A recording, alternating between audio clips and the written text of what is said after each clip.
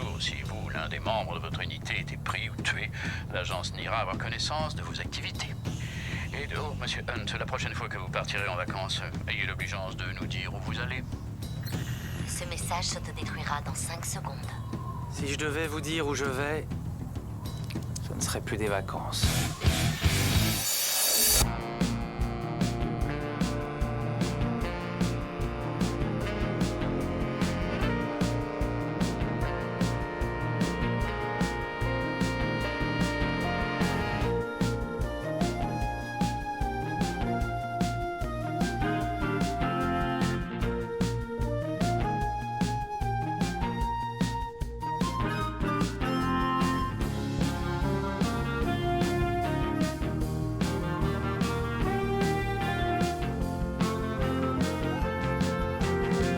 Bonjour à tous, bienvenue dans ce deuxième épisode d'Entourloupe dans l'Azimut. C'est avec un plaisir et une émotion non dissimulée que je te retrouve, Antoine, mon acolyte après ce formidable premier épisode sur Moonraker. Plaisir partagé. Bonjour Stéphane, ça va ? Ça va, écoute, ça va très bien.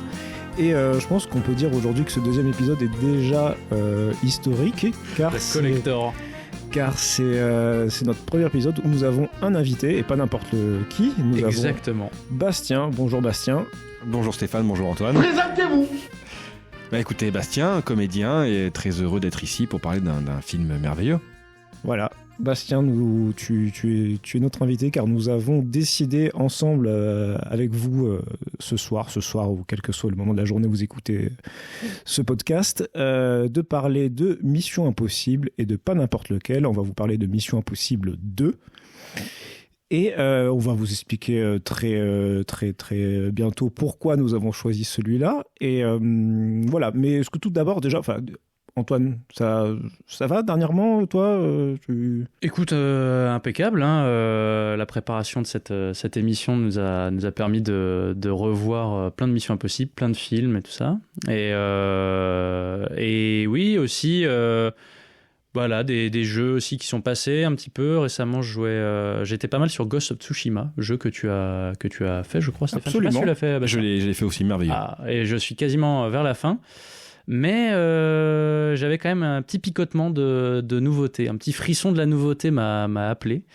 J'ai attendu quand même quelques semaines avant de craquer, mais c'est bon, j'ai craqué depuis quelques jours. Je me suis pris Gran Turismo 7, voilà, sur PlayStation 5. Donc, Gran Turismo, pour les non-joueurs qui nous écouteraient, c'est une des 2-3 références de la simulation de voiture vidéoludique. Et le dernier opus vient de sortir, quoi, il y a à peine un mois. Après pas mal d'années d'attente, je crois que le dernier opus canonique, comme on dit, le numéro 6, datait de 2015. Il y a eu un épisode entre-temps sur PS4, ça s'appelait GT Sport, qui était plus axé sur la compétition, je crois, online.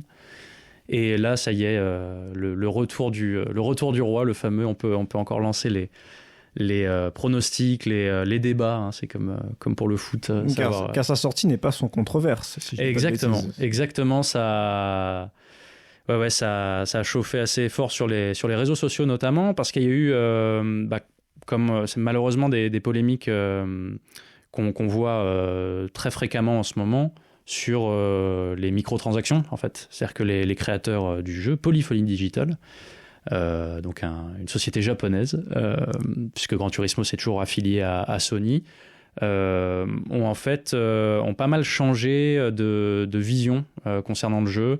Au début, c'était beaucoup plus accessible, c'est-à-dire qu'on pouvait débloquer relativement facilement des voitures. Et puis sont arrivées une série de mises à jour, je ne sais plus si c'est une mise à jour ou une série de mises à jour, qui ont considérablement durci les conditions d'accès. En gros, pour débloquer des voitures, vous avez une somme d'argent, quoi. Vous avez donc une sorte de portefeuille in-game. Et c'était de plus en plus difficile tout simplement, en fonction des courses qu'on faisait, par course, vous gagnez de moins en moins d'argent, quoi. Donc la bronca a déferlé sur Twitter notamment. Et il y a eu un rétro-pédalage, ma foi, assez salutaire, quoi, et qui, moi, m'a convaincu de craquer pour ce nouvel opus, quoi. Mais ton verdict, du coup, le jeu en lui-même, Ah écoute, moi je suis ravi. J'ai pas encore poncé vraiment le jeu. C'est gargantuesque. Hein. Le contenu, ça veut rien dire. Il y a plus de 400 voitures, je crois, à collectionner, des circuits de partout, des défis. Il y a toujours un des classiques de la maison Gran Turismo, c'est les fameux permis, l'obtention des permis. Donc c'est bien, tu bosses. Ça fait partie de ces jeux où tu as l'impression de bosser. Donc j'ai le stress de l'examen là pour le permis à points. Mais c'est vraiment, vraiment sympa parce que c'est une sorte de tuto hardcore où petit à petit tu apprends par exemple à bien négocier une chicane, bien négocier un virage, mais quand le sol va être mouillé, en fonction de la différence de... Faire des créneaux avec une 4L. Voilà. Exactement. Chose que Tom Cruise manie parfaitement bien dans la saga. Mais... Non, mais voilà, là, c'est vraiment très poussé. Et t'as ce petit challenge-là, quoi, mais qui pour le coup, qui date vraiment dès le premier Gran Turismo, quoi. Donc, tu retrouves ça. Et... on a parlé de Gran Turismo sans parler de la concurrence pour l'instant. Je ne sais pas si on évoquera la fameuse concurrence. Je crois que tu es assez amateur de la concurrence, mon cher Stéphane. Oui, voilà, de Forza. Mais voilà. Forza Horizon notamment, qui est le dernier sur lequel on a passé un petit peu de temps. Et c'est exactement, c'est une philosophie très différente parce que Forza, c'est vraiment le jeu qui n'arrête jamais. C'est un jeu qui te crie dessus. qui t'envoie de la musique mais sans arrêt, tu débloques des voitures tout le temps, ça va à 800 à l'heure, c'est un open world où tu peux rouler dans la pampa avec des bagnoles incroyables et tout. Gran Turismo c'est vraiment le jeu de papy, mais moi c'est ça qui me régale, c'est que il te prend par la main avec une petite musique jazzy, il dit attends, là on est bien, on va se faire un petit café. Tu vas débloquer, en premier lieu, une Honda Civic. Regarde la Honda Civic. Puis le mode de consommation est très différent. Forza est un jeu gratuit. Par exemple, quand on a le Game Pass, c'est un jeu gratuit, alors que Gran Turismo est un jeu payant de base. Ouais. Donc déjà, on voit que le mode de consommation du jeu en lui-même est très différent sur les deux. Tout à fait, c'est à l'ancienne. Tu vas mettre tes 60 balles dans un jeu, ça c'est sûr, mais que beaucoup attendaient depuis très longtemps. Mais t'en as pour ton argent, à mon sens. Et c'est, philosophiquement, c'est très différent. Tu débloques pas à pas les voitures. Un truc qui est très, très, très bien fait dans celui-là. Au-delà de l'aspect technique, gameplay, etc., qui est vraiment chouette sur PlayStation 4 et particulièrement sur PlayStation 5, qui sont adaptés à la nouvelle manette, la DualSense, etc. Et c'est bien fait. La chose vraiment agréable, c'est que tu sens que c'est un jeu de passionné. Le jeu est calme, prend son temps. Et il va te faire de manière assez subtile et pas trop poussive des beaux petits exposés et t'apprendre des choses sur chaque modèle. Donc tu te retrouves fasciné à t'entendre parler de traction avant japonaise, de Suzuki Swift et tout. Tu dis ok, c'est des voitures quotidiennes et tout, mais tu les customises, tu bourres à fond sur des circuits et t'essayes de performer au mieux. Écoute, je vais avoir un truc comme une dizaine d'heures de jeu. Mais pour l'instant, je suis vraiment conquis et j'ai qu'une hâte, c'est de continuer à découvrir de nouvelles voitures et c'est très bon signe. Tu tacles un peu Forza, mais bon, Forza, tu faisais pas donc difficile quand il y avait un DLC de voiture James Bond dans le 4. Joker. Non, mais bien sûr. Je te comprends. Ce sont des jeux vraiment différents. Je pense qu'on peut y trouver son compte à chaque fois. Des deux, ouais. Comme tu disais, Bastien, ce qui est vraiment formidable maintenant avec le Game Pass chez Microsoft, c'est que tu peux goûter à Forza. Bon. Tu joues quelques heures, t'as pas forcément la frustration d'avoir lâché 60 balles dans un jeu qui te plaît pas. Donc ça, c'est sûr que c'est un point en moins pour Sony et maintenant et Gran Turismo. Mais franchement, si vous aimez, en tout cas pour ceux qui aimaient avant la saga, qui se poseraient des questions là pour franchir le cap, et puis tout simplement pour des gens qui veulent une philosophie un peu plus à l'ancienne du jeu vidéo, quoi. Ça fait aussi un bien fou d'avoir des jeux. C'est un jeu qui te vouvoie, tu vois, par exemple. Où il dit à la fin d'une course, il dit retournons au café, retournons au menu principal, quoi. Forza, Forza, il te tutoie direct. Oui, mais Forza peut te surnommer le Fada si tu veux. Rappelons-le, quoi. Donc. Alors voilà, ça va être la guerre d'arguments. Mais t'as des trucs. Enfin vraiment, t'as ce truc de, tu sens le soin, la passion vraiment pour l'automobile à fond. Quoi. Rien que le générique te dit tout, quoi. T'as une sorte de fresque historique. Et puis les Gran Turismo se sont toujours placés en voulant être les premiers en termes de simulation de sensation de conduite. C'était, tout à fait, ouais. Enfin, en tout cas, moi, quand j'étais jeune et quand j'étais plus jeune et que j'y jouais, ils étaient connus pour ça en termes de conduite. C'était eux qui avaient la sensation. Maintenant, moi, je joue plus à des jeux de course comme ça, donc je pourrais pas dire oui, est-ce que Forza ou Gran Turismo a les meilleures sensations, mais c'était comme ça que se plaçait en tout cas avant Gran Turismo pendant longtemps. Forza, si tu règles les bons paramètres, tu peux pousser très haut la simulation également. Mais voilà, mais c'est vrai que Gran Turismo a toujours eu ce drapeau-là, quoi, et à tel point même que je crois que des vrais pilotes pouvaient y jouer et sentir la sensation, ou inversement, des joueurs pro de Gran Turismo se retrouvaient à piloter des vraies voitures. Enfin, il y a des anecdotes de ce genre-là, il me semble. Mais voilà, non, mais c'est deux écoles, mais chacun il peut trouver son compte dans les deux, quoi. Et en plus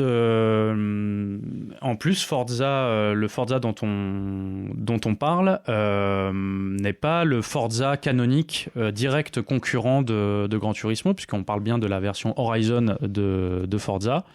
Or, je crois que c'est ça, Forza Motorsport qui est vraiment le concurrent direct. Et Turn 10, il me semble, le studio qui développe la saga Forza, planche sur un nouveau concurrent direct. C'est vraiment des choses différentes, mais en tout cas, pour ce qui est de celui-là, c'est du tout bon, quoi, pour l'instant. Et côté nouveauté, mon cher Stéphane, depuis un mois, là, qu'est-ce que il paraîtrait que tu as voyagé. Bah écoute, j'ai voyagé. Ça, déjà avant le voyage dont je vais parler, mais tu avais parlé la dernière fois de Sorrentino, et il se trouve que ça y est, enfin j'ai comblé cette lacune qui me guettait depuis quelques années. J'ai enfin vu la Grande Bellezza. Et c'est belle nouvelle. C'est l'idole. Ça fait longtemps que j'ai pas vu un film de ce genre-là qui m'a autant ému et scotché tout du long, quoi. Ça fait plusieurs années que je me réfugie dans le film de genre. Et ça a été vraiment un véritable voyage, un véritable portrait de cette ville de Rome et de son personnage Jep. C'est une véritable... Il y a des couches de réflexion tout le temps sur la mélancolie, sur l'approche de la mort, sur qu'est-ce qui nous arrive. Alors, ça fait un peu rire parce que le film fait vraiment problème de riche, si on veut. Oui, bien sûr, mais ça montre cette espèce de portrait de cette jet set, de cette bourgeoisie romaine, mais qui est complètement, au final, cuite, complètement insipide, complètement... ils le disent eux-mêmes, ils sont anéantis, ils n'ont plus rien, quoi. Mais le tout avec une poésie, une beauté, un amour de ces personnages. Ouais, carrément. Les 12 premières minutes sont incroyables. La présentation de Jep, avant qu'on le voit pour la première fois à l'écran pendant sa fête d'anniversaire, c'est absolument incroyable. Et voilà, il se trouve que en même temps, j'ai eu la chance d'aller de mon côté à Rome, donc la vision du film juste avant le voyage avait une teneur particulière, à part que les rues dans la Grande Bellezza sont quasiment vides, donc ils se foutent un peu de notre gueule là-dessus parce que à la période de l'année où je suis allé, c'était blindé, mais c'est bien normal. On est dans un film, on est dans un héritier de Fellini, donc on est dans une version poétique romancée à fond, de Rome. Enfin, on dit même que Jep est le personnage de Mastroianni dans la Dolce Vita s'il avait vieilli. C'est des films très très liés, hein, vraiment. Il s'en cache pas, Sorrentino, je crois, hein, mais c'est vraiment des... Complètement, quoi. Et puis il y a une espèce de cette vision de Rome, même dans la musique qui est absolument magnifique. On va des plus grands morceaux de classiques modernes, de Arvo Part, jusqu'à la pire soupe italienne en termes de pop, quoi. On a des remixes de Bob Sinclair dès le début, etc. Ça régale. Mais ça, c'est un véritable voyage et je peux que recommander aux gens de passer le pas s'ils l'ont pas fait, quoi. Tu vas enchaîner sur d'autres Sorrentino ou Ah oui. C'est le projet ? Oui, tranquillement. Lesquels t'aurais en tête là Youf, celui dont tu as parlé la dernière fois, là, Stato la mano de Dio, c'est ça. Ouais. Et voilà, c'est déjà un bon. Puis peut-être se farcir celui sur Berlusconi. Ah ouais, carrément. Qui est un peu compliqué, qui est un peu long, je crois. Ouais. Mais faut que je regarde la version en deux parties.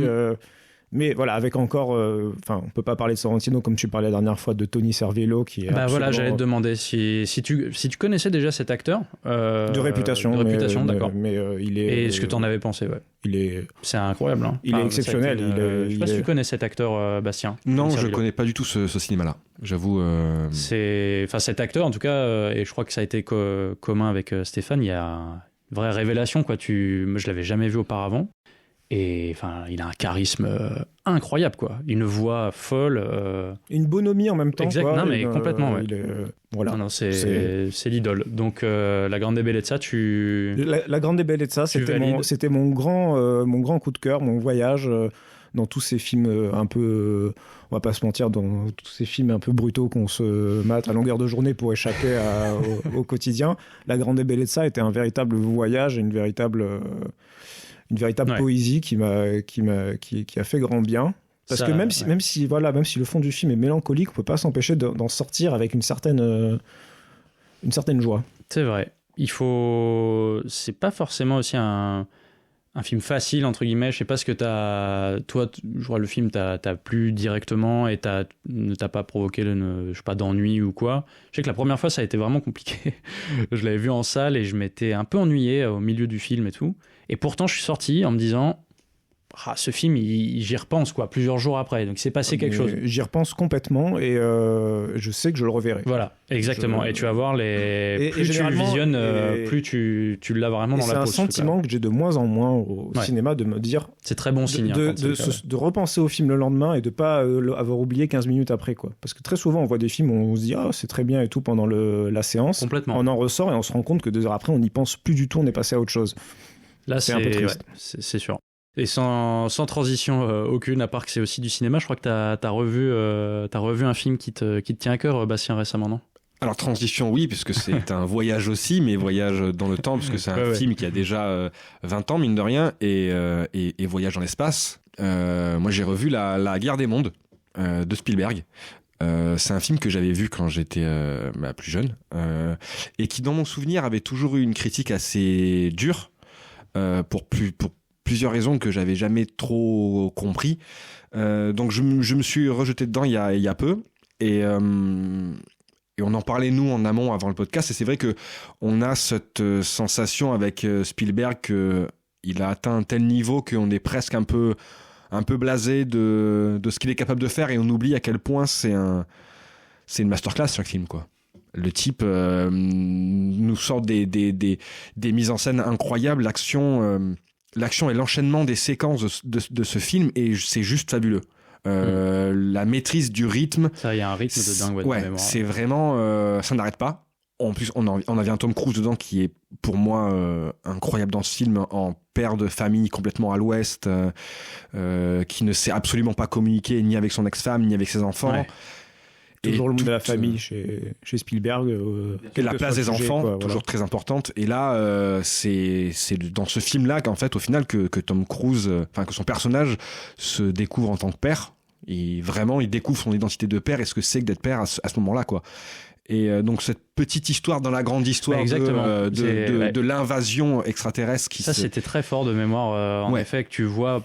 Par moments, tu as des scènes de sidération totale où tu vois des foules incroyables, etc. Et de garder une vraie tension dramatique autour d'un noyau d'acteurs, de très peu de personnages. C'est pour moi l'apanage des meilleurs films de science-fiction, ou du moins des films de genre, de parler d'un événement qui est extraordinaire, qui est exceptionnel, qui concerne a priori là comme une invasion extraterrestre, pour au final parler de quelque chose qui est beaucoup plus... personnel, beaucoup plus intimiste, comme... c'est ça, c'est cet événement extraordinaire qui va les rapprocher et qui va au final recréer cette famille.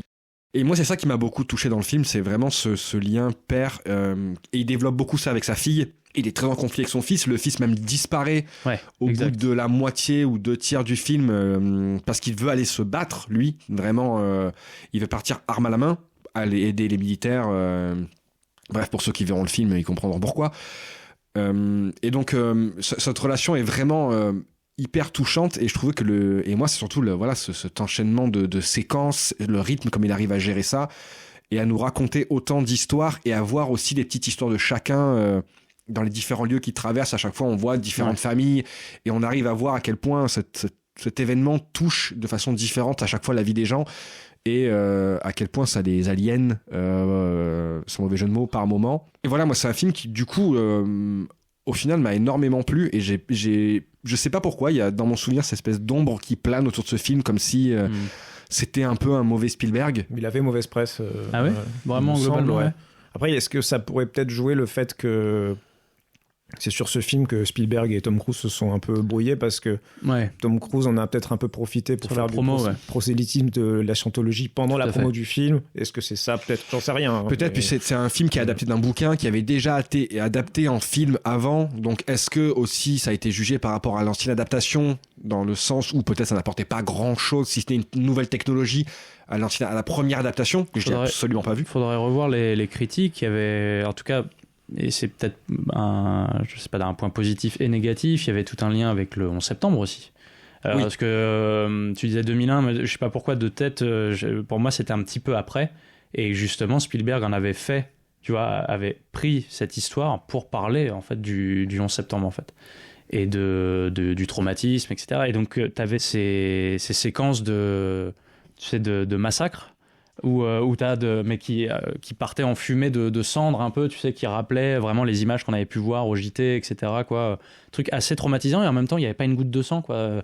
C'est la force aussi de la puissance d'évocation, je trouve, du cinéma de Spielberg, quoi. C'est qu'il n'y a rien de gore dans le film, et pourtant c'est terrifiant, quoi. Tu vois les gens disparaître par des... Oui, puis il y a vraiment une notion de... ils sont effacés du monde. Exactement. Quoi. C'est vraiment... Et c'est 2005, je viens de vérifier, autant pour moi c'est 2005.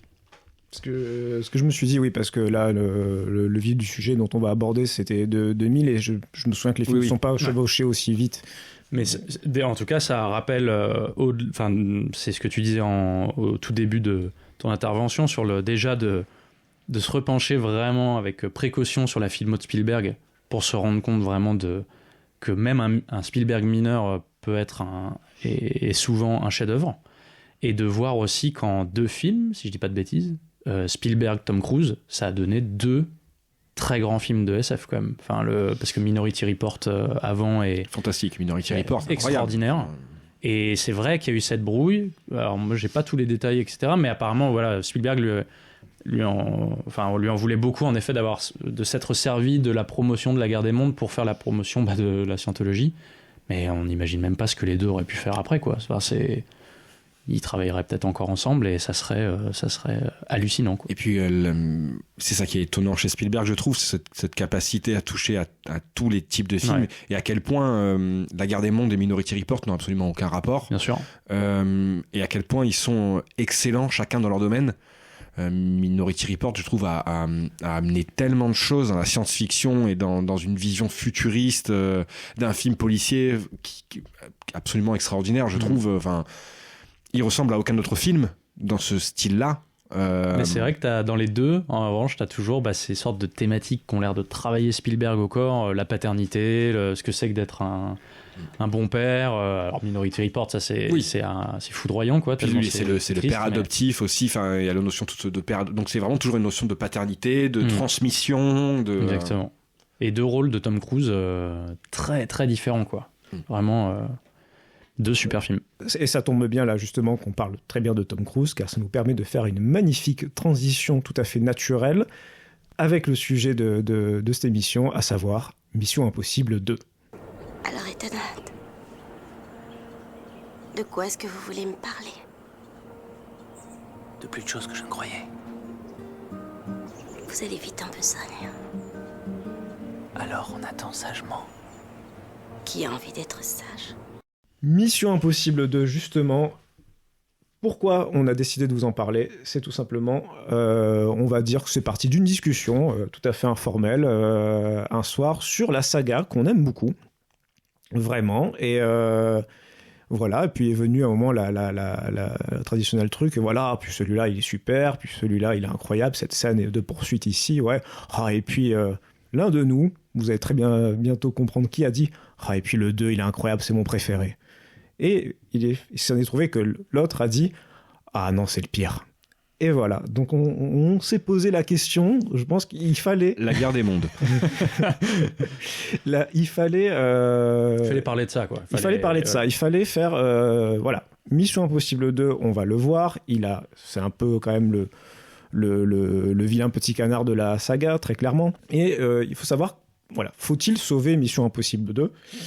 Oui. Merci. Donc voilà, c'était un tour de d'azimut. Merci beaucoup. Donc voilà, on va le resituer un petit peu peut-être pour savoir. Donc c'est tout simplement la suite de Mission Impossible 1, première vision, sortie à peu près 5 ans plus tôt. réalisé par Brian De Palma. À savoir que du coup, dès le 1, c'est Tom Cruise qui produit la saga, qui a adapté la vieille série culte des années 60. 60-70 60-70, il y a 2 séries qui s'étendent sur les années 60-70. Et qui se l'est vraiment approprié, quoi, dès le début de 1, ne serait-ce que dans des choix de scénario très forts, qui ont dû faire rager beaucoup de fans de la série. Donc Tom Cruise, c'est sa licence. Et donc on a eu un premier épisode très sombre, plein de suspense, très nuancé, un vrai film d'espionnage. Très lié à son auteur aussi. Très lié à De Palma, un pur film de De Palma. Oui, on est presque plus proche du thriller pour moi que du film d'espionnage. C'est presque un film noir. C'est en termes d'ambiance. Énormément de genres abordés, plein d'ambiances différentes. C'est un pur De Palma. C'est vraiment un pur De Palma. Et c'est un film qui est assez intéressant pour un film d'espionnage parce qu'il y a. On n'est pas dans le cliché de ce qu'on va attendre du film d'espionnage, en fait, avec Mission Impossible 1. On n'est pas blindé de gadgets, ou alors quand ils arrivent, ils nous surprennent. Ils sont pas annoncés, Non, il y a toutes les thématiques chères à De Palma, le voyeurisme. Et voilà, j'ai dit qu'il y allait avoir pneumatique et j'en ai qu'une seule qui me vient. Pneumatique. Ah oui, carrément. Il y a plusieurs pneumatiques. Donc, il y a une thématique, c'est le mot que tu cherches, qui est propre aussi à De Palma, c'est cet amour du cinéma et d'en parler ouvertement dans ses films, de la technique cinématographique. Avec cette phrase que tu adores, qui est ta phrase préférée, de dire c'est un film sur le cinéma. C'est clairement un film sur le cinéma. Mais c'est clairement un film sur le cinéma, on est d'accord. Mais il faisait ça beaucoup dans notamment Blowout, avec le Travolta preneur de son. Et là, on a beaucoup ça, je trouve, au début de Mission Impossible 1, où on voit une équipe d'espions au travail, en fait. Ça rappelle beaucoup une équipe de cinéma. D'ailleurs, la première scène, je crois que c'est ça. Ils font un plateau de ciné, quoi. Absolument. Ils dupent quelqu'un avec une mise en scène, quoi. Donc, le ton est donné. Et c'est vrai qu'il avait... tu parlais de Cruise comme producteur. Il y avait vraiment cette volonté, déjà, de lui, de mettre sa patte sur cette série, mais de le faire en allant chercher des réalisateurs avec vraiment une vraie vision et qui allait à chaque fois infuser pleinement la saga, contrairement à une saga qui nous est chère également, Stéphane, où l'idée est donc la saga Bond bien évidemment, où l'idée est plus de respecter, où le réalisateur en tout cas est plus là pour respecter un cahier des charges. Je crois pas, en tout cas sur les premiers films, sur le 1 et le 2, que c'était du tout le point de vue de Tom Cruise, quoi. Là on va... Oui, c'est vrai que James Bond, il y a beaucoup plus une idée d'adaptation du réalisateur à l'œuvre, alors que, on va dire, sur les Missions Impossibles, on va dire du moins les 2 premiers, c'est très clairement les 2 premiers, après ça... Voilà, la saga, on y viendra, mais la saga évolue. Mais sur les 2 premiers, il y a vraiment une volonté que la saga s'adapte au réalisateur. Oui, et Bond, on va pas s'étaler là-dessus, mais il a fallu attendre quasiment... Skyfall pour qu'on ait vraiment la patte d'un réalisateur, à savoir Sam Mendes. Mais ça veut pas dire, encore une fois, qu'on soit bien clair, que les précédents films, n'ont pas de personnalité. Oui, exactement. Et il s'agit pas de dire que c'est bien ou pas bien, que ce soit des films d'auteur ou pas. Il pouvait y avoir des James Bond en effet plus calibrés, mais très efficaces et du très bel artisanat. Et c'est également le cas, on en parlera certainement après pour les plus récents des opus de Mission Impossible. Mais en tout cas, sur ces 2 premiers, c'était pas le truc. Il fallait avoir des auteurs avec une vision et qui s'emparent vraiment de Mission Impossible. Je crois que c'est le cas avec le 2. Et quelle vision pour le 2 justement, on y arrive. Riche en couleurs. C'est bariolé. C'est-à-dire qu'on est passé du feutré de Brian De Palma, on va arriver à l'école hongkongaise de John Woo.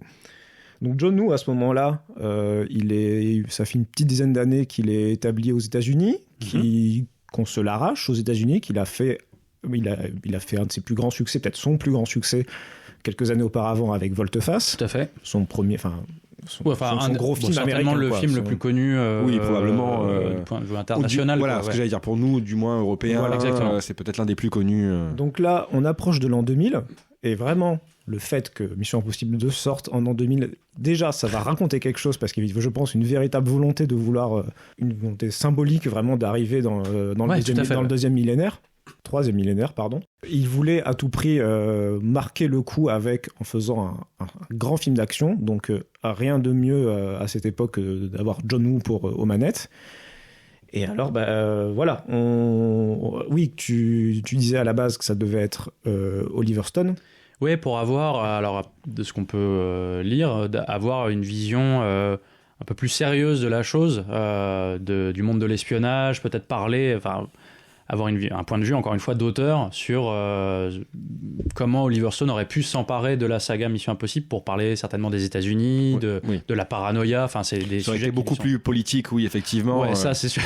Et surtout, à penser en 2000, juste avant le 11 septembre, ça aurait été un Oliver Stone. Après le 11 septembre, ça aurait encore été autre chose. Ouais. Mais c'est vrai que quand on voit Mission Impossible 2, imaginer que ça aurait pu être Oliver Stone, on se dit quel grand écart. C'était un autre script de mémoire. Oui, enfin, c'est vraiment un autre projet, vraiment quelque chose de très différent.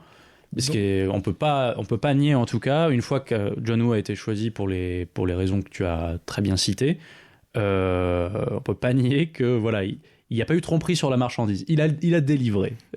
Il a délivré du très loin. Et c'est vrai qu'il a été très généreux. Peut-être un peu trop, mais généreux. Non mais voilà. Et justement, pour situer un petit peu John Woo, mais voilà, on peut ces grands films hongkongais. Ouais. Alors les plus connus seraient quoi? The Killer, par exemple. The Killer et Hard Boiled. Les deux avec Chow Yun-fat. Mais c'est les deux films vraiment... Il y en a eu d'autres, hein. Évidemment, il a fait énormément de films à Hong Kong, mais disons que si vous voyez ces deux films-là, vous allez tout de suite comprendre l'esthétique, ce qu'est l'esthétique John Woo, la puissance et l'impact de ces scènes d'action, notamment. Et le côté très émotionnel des intrigues. Se focaliser beaucoup sur des détails à outrance, un peu comme son ami Tuyark pour tu vois, Time and Tide et tout. Chaque objet de la pièce va avoir son importance. Exactement, des chorégraphies de combat complètement dingues. Et il faut le dire aussi, parce que c'est symbolique, c'est des gunfights, quoi, des séquences d'action avec des pistolets, des fusils mitrailleurs en tout genre. Il y a de l'explosion, il y a des scènes d'action, des séquences d'action, et c'est pour ça que Hollywood, d'ailleurs, la première fois que quelqu'un l'a appelé, il me semble que c'est Jean-Claude Van Damme, pour Chasse à l'homme, il me semble, c'est son premier film américain, et si je dis pas de bêtises, et c'est pour ça qu'on vient le chercher, quoi. Et c'est sûr qu'on retrouve ces codes-là, c'est pas surprenant, on les retrouve collés à la saga Mission Impossible, du coup, dans ce deuxième opus, quoi. Et justement, le Mission Impossible 2 est, pour le meilleur comme potentiellement le pire, est un vrai film de John Woo, quoi. Et en gros, voilà, pour vous dire d'entrée, si vous voulez, la traditionnelle séquence d'ouverture de Mission Impossible lorsque Ethan Hunt reçoit la mission qui doit lui être confiée. Là, dans Mission Impossible 2, elle lui est confiée par un lance-roquettes. Extraordinaire. Alors, on n'est plus dans la petite boutique, arrière-boutique feutrée où il prend un petit appareil qu'il met dans l'oreille, etc. On oublie. Là, il fait de l'escalade en Utah, avec de l'afropop à fond dans les oreilles. Voilà. Un hélico arrive, lui tire un missile dessus, mais non, le missile contient des lunettes de kéké, les meilleures lunettes de sport des années 2000. Des Oakley, c'est partie de placements de produits qui ont rendu les Oakley aussi sur le devant de la scène. Voilà. C'était quelque chose, quoi. Et ces lunettes lui permettent de faire le super briefing de sa super mission. Exactement. Et en gros, pour situer un petit peu, il est question de traquer un agent renégat. Ouais. Et qui aurait volé un virus super puissant qui peut potentiellement faire beaucoup de dégâts à l'humanité. Exactement. Il veut faire chanter tout le monde il veut se tirer un maximum d'argent de ce vol de le classique vol de virus pour le revendre. Même si c'est plus compliqué que ça, on le verra. C'est plus compliqué que ça, mais voilà. Le fond est là. Voilà. Le fond est là. Il faut savoir que voilà, dans toute la saga Mission Impossible, les enjeux de l'histoire sont toujours très simples. Oui, mais c'est vrai. Oui, c'est vrai que les enjeux principaux sont souvent très simples, très clairs, et que ça se complique vraiment dans les détails, en fait. Ça paraît simple au début, et puis tu te rends compte au fur et à mesure, tu grattes que c'est de plus en plus compliqué pour atteindre les objectifs, du moins, en tout cas. Et parfois, on peut tomber sur des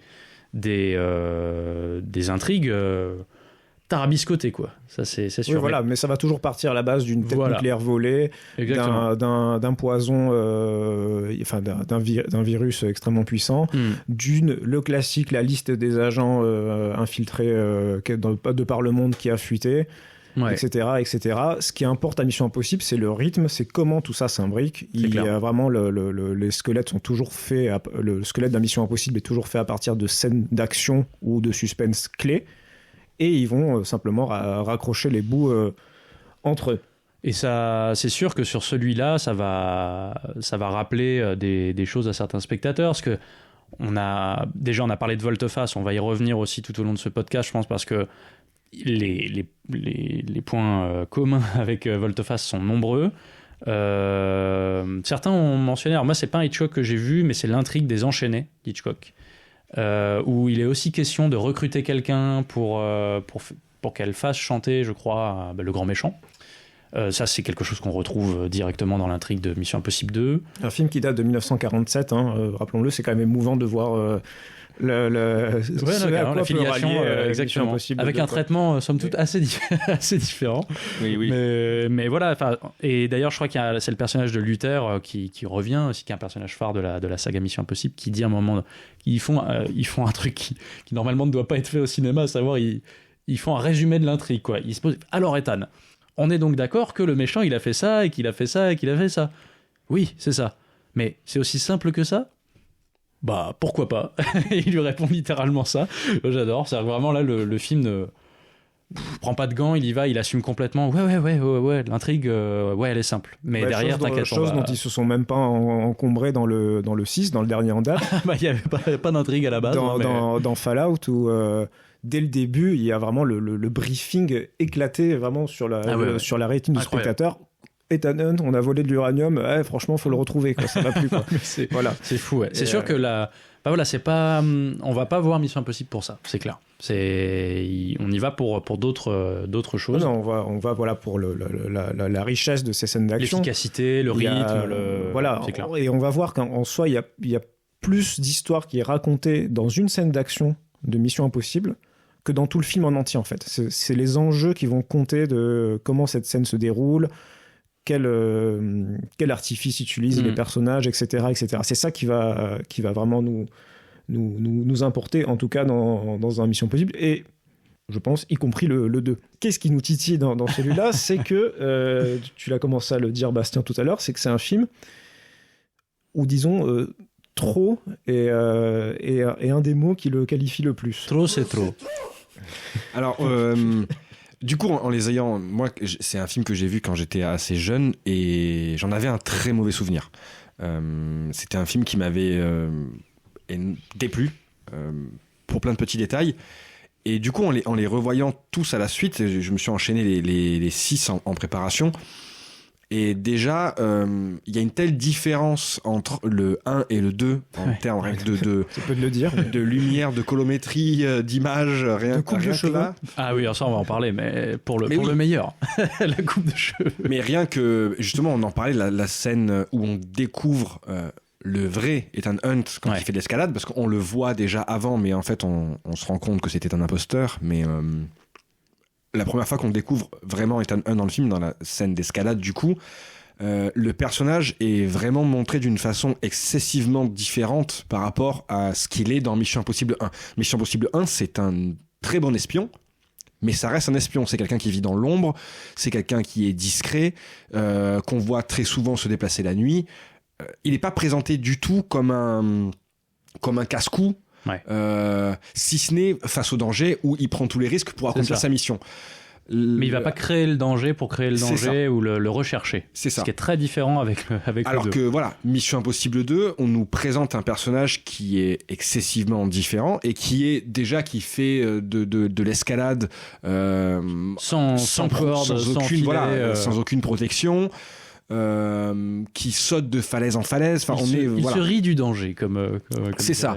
Même l'équipe, comme tu disais tout à l'heure, Stéphane, l'équipe lui amène la mission avec un lance-roquettes. Alors qu'ils sont en hélicoptère, il pourrait se poser, lui donner les lunettes. Pas le temps. Pas le temps. Et ça montre pour moi le niveau du film où on est, ok, c'est la surenchère. Tout à fait. Déjà, dès le départ du film, on le voit, où il y a une espèce de briefing où on voit le scientifique qui va mourir dans le crash d'avion, qui explique tout le virus, tout ça. Et les méchants font crasher un avion pour faire passer le scientifique pour mort. Donc déjà, on sent que, ok, les enjeux vont être poussés à 120%. C'est toujours plus. 120, c'est gentil encore. Hein. Enfin, oui. Il y a des moments, ça va aller encore plus. Mais... Sachant que le méchant étant déjà déguisé en Ethan Hunt, il aurait pu attendre que l'avion atterrisse, l'embarquer, l'emmener où il voulait. Non, mais pourquoi on crache l'avion directement. Donc c'est pour ça qu'il y a cette notion. C'est ça, il y a cette notion dans le film de toujours plus. C'est ça. C'est est-ce qu'on peut aller plus loin ? Est-ce qu'on peut pousser les curseurs ? Est-ce que les méchants peuvent être plus méchants ? Est-ce que Ethan Hunt peut être plus badass ? Tout est poussé au maximum dans le film. Exactement. Il y a un point où on n'était pas du tout d'accord, notamment là-dessus, et qui pousse à fond la caisse les potards. C'est la romance qu'il a avec le personnage de Naya, qui est joué par Sandy Newton. Et là, il y a vraiment deux équipes, en fait. Il y a ceux qui acceptent l'outrance, parce que c'est vraiment ça, quoi. Et ceux qui restent sur le bord de la route. Et je sais pas si on peut en parler un petit peu de cette romance-là, quoi. Toi, Stéphane, t'es un peu partagé là-dessus, ou toi, t'as plutôt acheté le truc? Moi, alors, globalement, moi, ce film, si vous voulez, je vais être un pont entre vous deux, c'est que Alors, moi aussi, comme Bastien, quand je l'ai vu plus jeune, je me suis dit que c'était n'importe quoi. Où est le côté feutré du 1 et même l'autre côté, soi-disant un peu plus sérieux qu'on retrouvera avec les autres films. Mais c'est en le revoyant là récemment, la trentaine dépassée, donc vous pouvez rajouter d'autres problématiques à ça, liées à notre époque, liées à la crise de la trentaine, etc. Mais j'ai pris un plaisir de dingue à revoir ce film.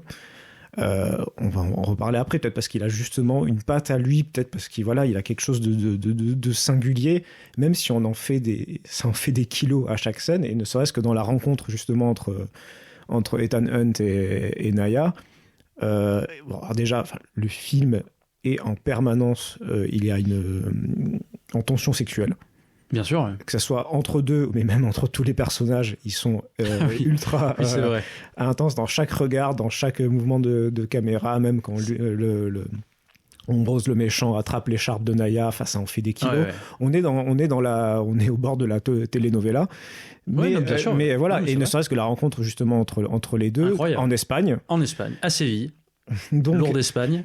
Et oui, et qui se fait sur, il faut quand même qu'on détaille, l'Andalousie, filmée par un Hongkongais. Enfin, faut dire, non mais ça situe le chose, et qui se fait dans cette fameuse scène que tu allais en parler, j'imagine, de flamenco. Elle essaye de dérober un bijou, et en effet, c'est lors d'une soirée, je pense, chez un notable. Ou une réception, une espèce de fête. Mais une réception, somme toute assez simple. Hein. Enfin, je veux dire, quelques dizaines de danseuses de flamenco, enfin des choses. Oui, des mariachis.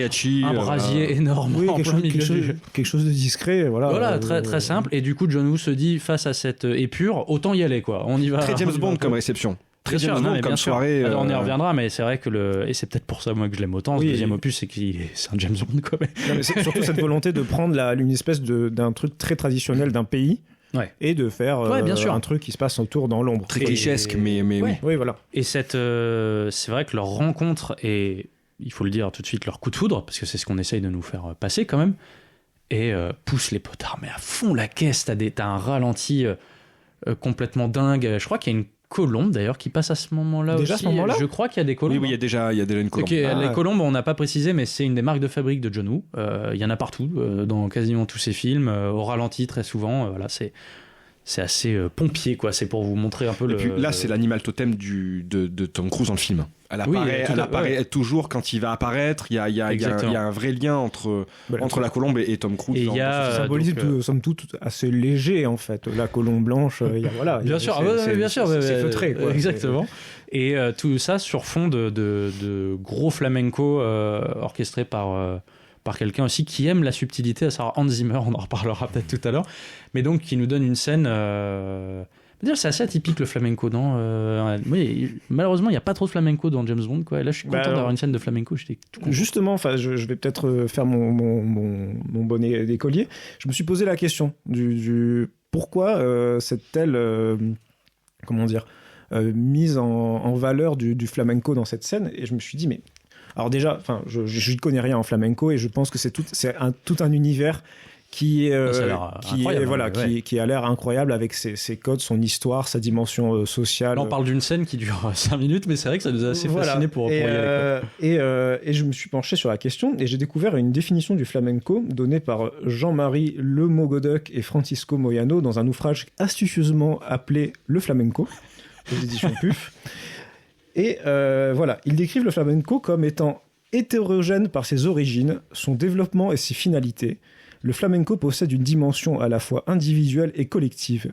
Parcours initiatique lié à la quête identitaire personnelle, il est aussi l'acte social qui réintroduit l'individu dans le groupe. Alors, il y a quelqu'un autour de la table qui doit bien se gosser et se dire mais les mecs sont complètement cuits. Mais c'est vrai qu'en réécoutant ça, tu te dis mais c'est exactement ce que vient faire Cruz en fait. C'est justement, c'est un peu ce qui se passe dans la scène. Naya est une profonde indépendante et Ethan Hunt lui propose en gros de réintégrer le groupe, une équipe, voilà, pour la mission, tout à fait, question. C'est un peu un paradoxe parce que en soi, Ethan Hunt est lui-même un indépendant, quoi. C'est un peu tout le souci de ce film-là, c'est que là où dans les autres opus on a vraiment un Hunt chef d'équipe, peut-être leader, mais où l'équipe a vraiment sa place, là c'est vrai que c'est beaucoup plus James Bondien, c'est ça, c'est le héros typique.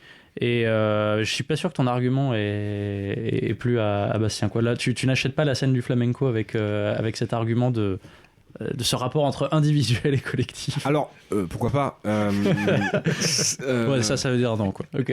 Mais moi, toute cette séquence me gêne, mais pour plein. Déjà, je la très mal filmée. Formellement, peut-être, ouais. Déjà, alors, c'est un peu vieilli. C'est très vieilli. On peut le dire. Les plans dans la baignoire sont très difficiles. Le visage d'Antoine dit pas ça, mais ok. Il y a vraiment malheureusement pour elle les plans sur sa poitrine en gros plan avec le visage de Tom Cruise en dessous, qui résume. C'est pas la finesse. Oui. Et puis je trouve qu'il y a aussi quelque chose qui résume malheureusement le personnage féminin dans ce film, c'est que elle est, c'est horrible ce que je vais dire, mais elle est constamment en train de monter sur quelqu'un. Et ça résume ce qui est la façon dont est traité le personnage. Je suis pas d'accord. Mais c'est pas. Enfin, j'entends. Je vois pourquoi tu dis ça aussi, parce qu'en effet. La première fois qu'on la voit, voilà. Oui, mais la première fois qu'on la voit, elle monte sur Tom Cruise. Ensuite, ils ont leur course poursuite. Elle finit par lui monter dessus. Ensuite, elle est en gros recrutée pour aller draguer son ex. Il y a cette histoire d'amour qui pour moi n'est pas crédible parce qu'elle est trop rapide et elle ne naît de rien du tout. Elle naît de cette séquence de la baignoire où ils se font 3 blagues en se souriant. Il y a le coup de foudre dont on parlait avec le flamenco juste avant, les ralentis, les colons. Alors au-delà du flamenco, je trouve que dans toute la saga, à vrai dire, Ethan Hunt a toujours, on dirait, des profonds coups de foudre envers ses consoeurs féminins. Mais il n'y en a pas beaucoup. Non, mais il n'y en a pas beaucoup, mais à chaque fois, en fait, tu sens qu'il y a pas du tout à part dans le 2, de dimension sexuelle. C'est vrai. Mais c'est toujours, tu sens, il y a un profond échange et ils sont profondément connectés. Oui, mais alors moi, ce qui me gêne, c'est que... Et je dis pas que c'est bien, hein, c'est un truc vraiment qui est juste... Est-ce que c'est un délire de Tom Cruise? J'en sais rien, mais dans toute la saga, on retrouve ça. Et Mission Impossible 2, c'est les potards à 400% de Love at First Sight, quoi. Mais c'est pour ça. Mais le problème, c'est que justement, comme les curseurs sont poussés au maximum, et c'est à partir du 3 où, pour moi, il devient vraiment humain en tant que personnage. On le voit au début du 3 où il a une vie de famille, il s'est raccroché. Ouais, c'est là où moi j'ai décroché justement. Mais j'entends, ouais. Voilà, mais moi c'est ça qui m'intéresse moi à partir du 3, c'est que le personnage est humanisé. Ouais. Et là où le 2, pour moi, ce n'est pas un être humain. Non, mais voilà. Ouais, c'est ça. Il est tout puissant et on ne le sent jamais en danger, alors qu'à partir du 3, c'est un personnage qui a des doutes, c'est un personnage, alors qu'il y avait déjà ça dans le 1, c'est un personnage qui doutait dans le 1. Dans le 2, il est omnipotent, on ne le sent jamais vraiment en danger.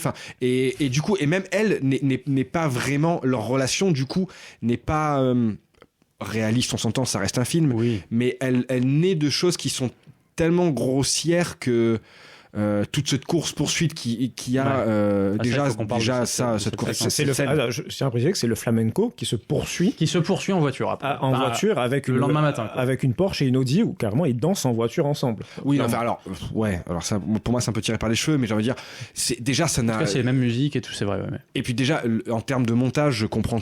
À chaque fois que je revois le film, je ne comprends toujours pas comment elle peut partir de nuit et qu'il la rattrape de plein jour, qu'ils sont habillés pareil. Elle avait de la route. Voilà, je veux dire, il a mis 4 heures à la rattraper.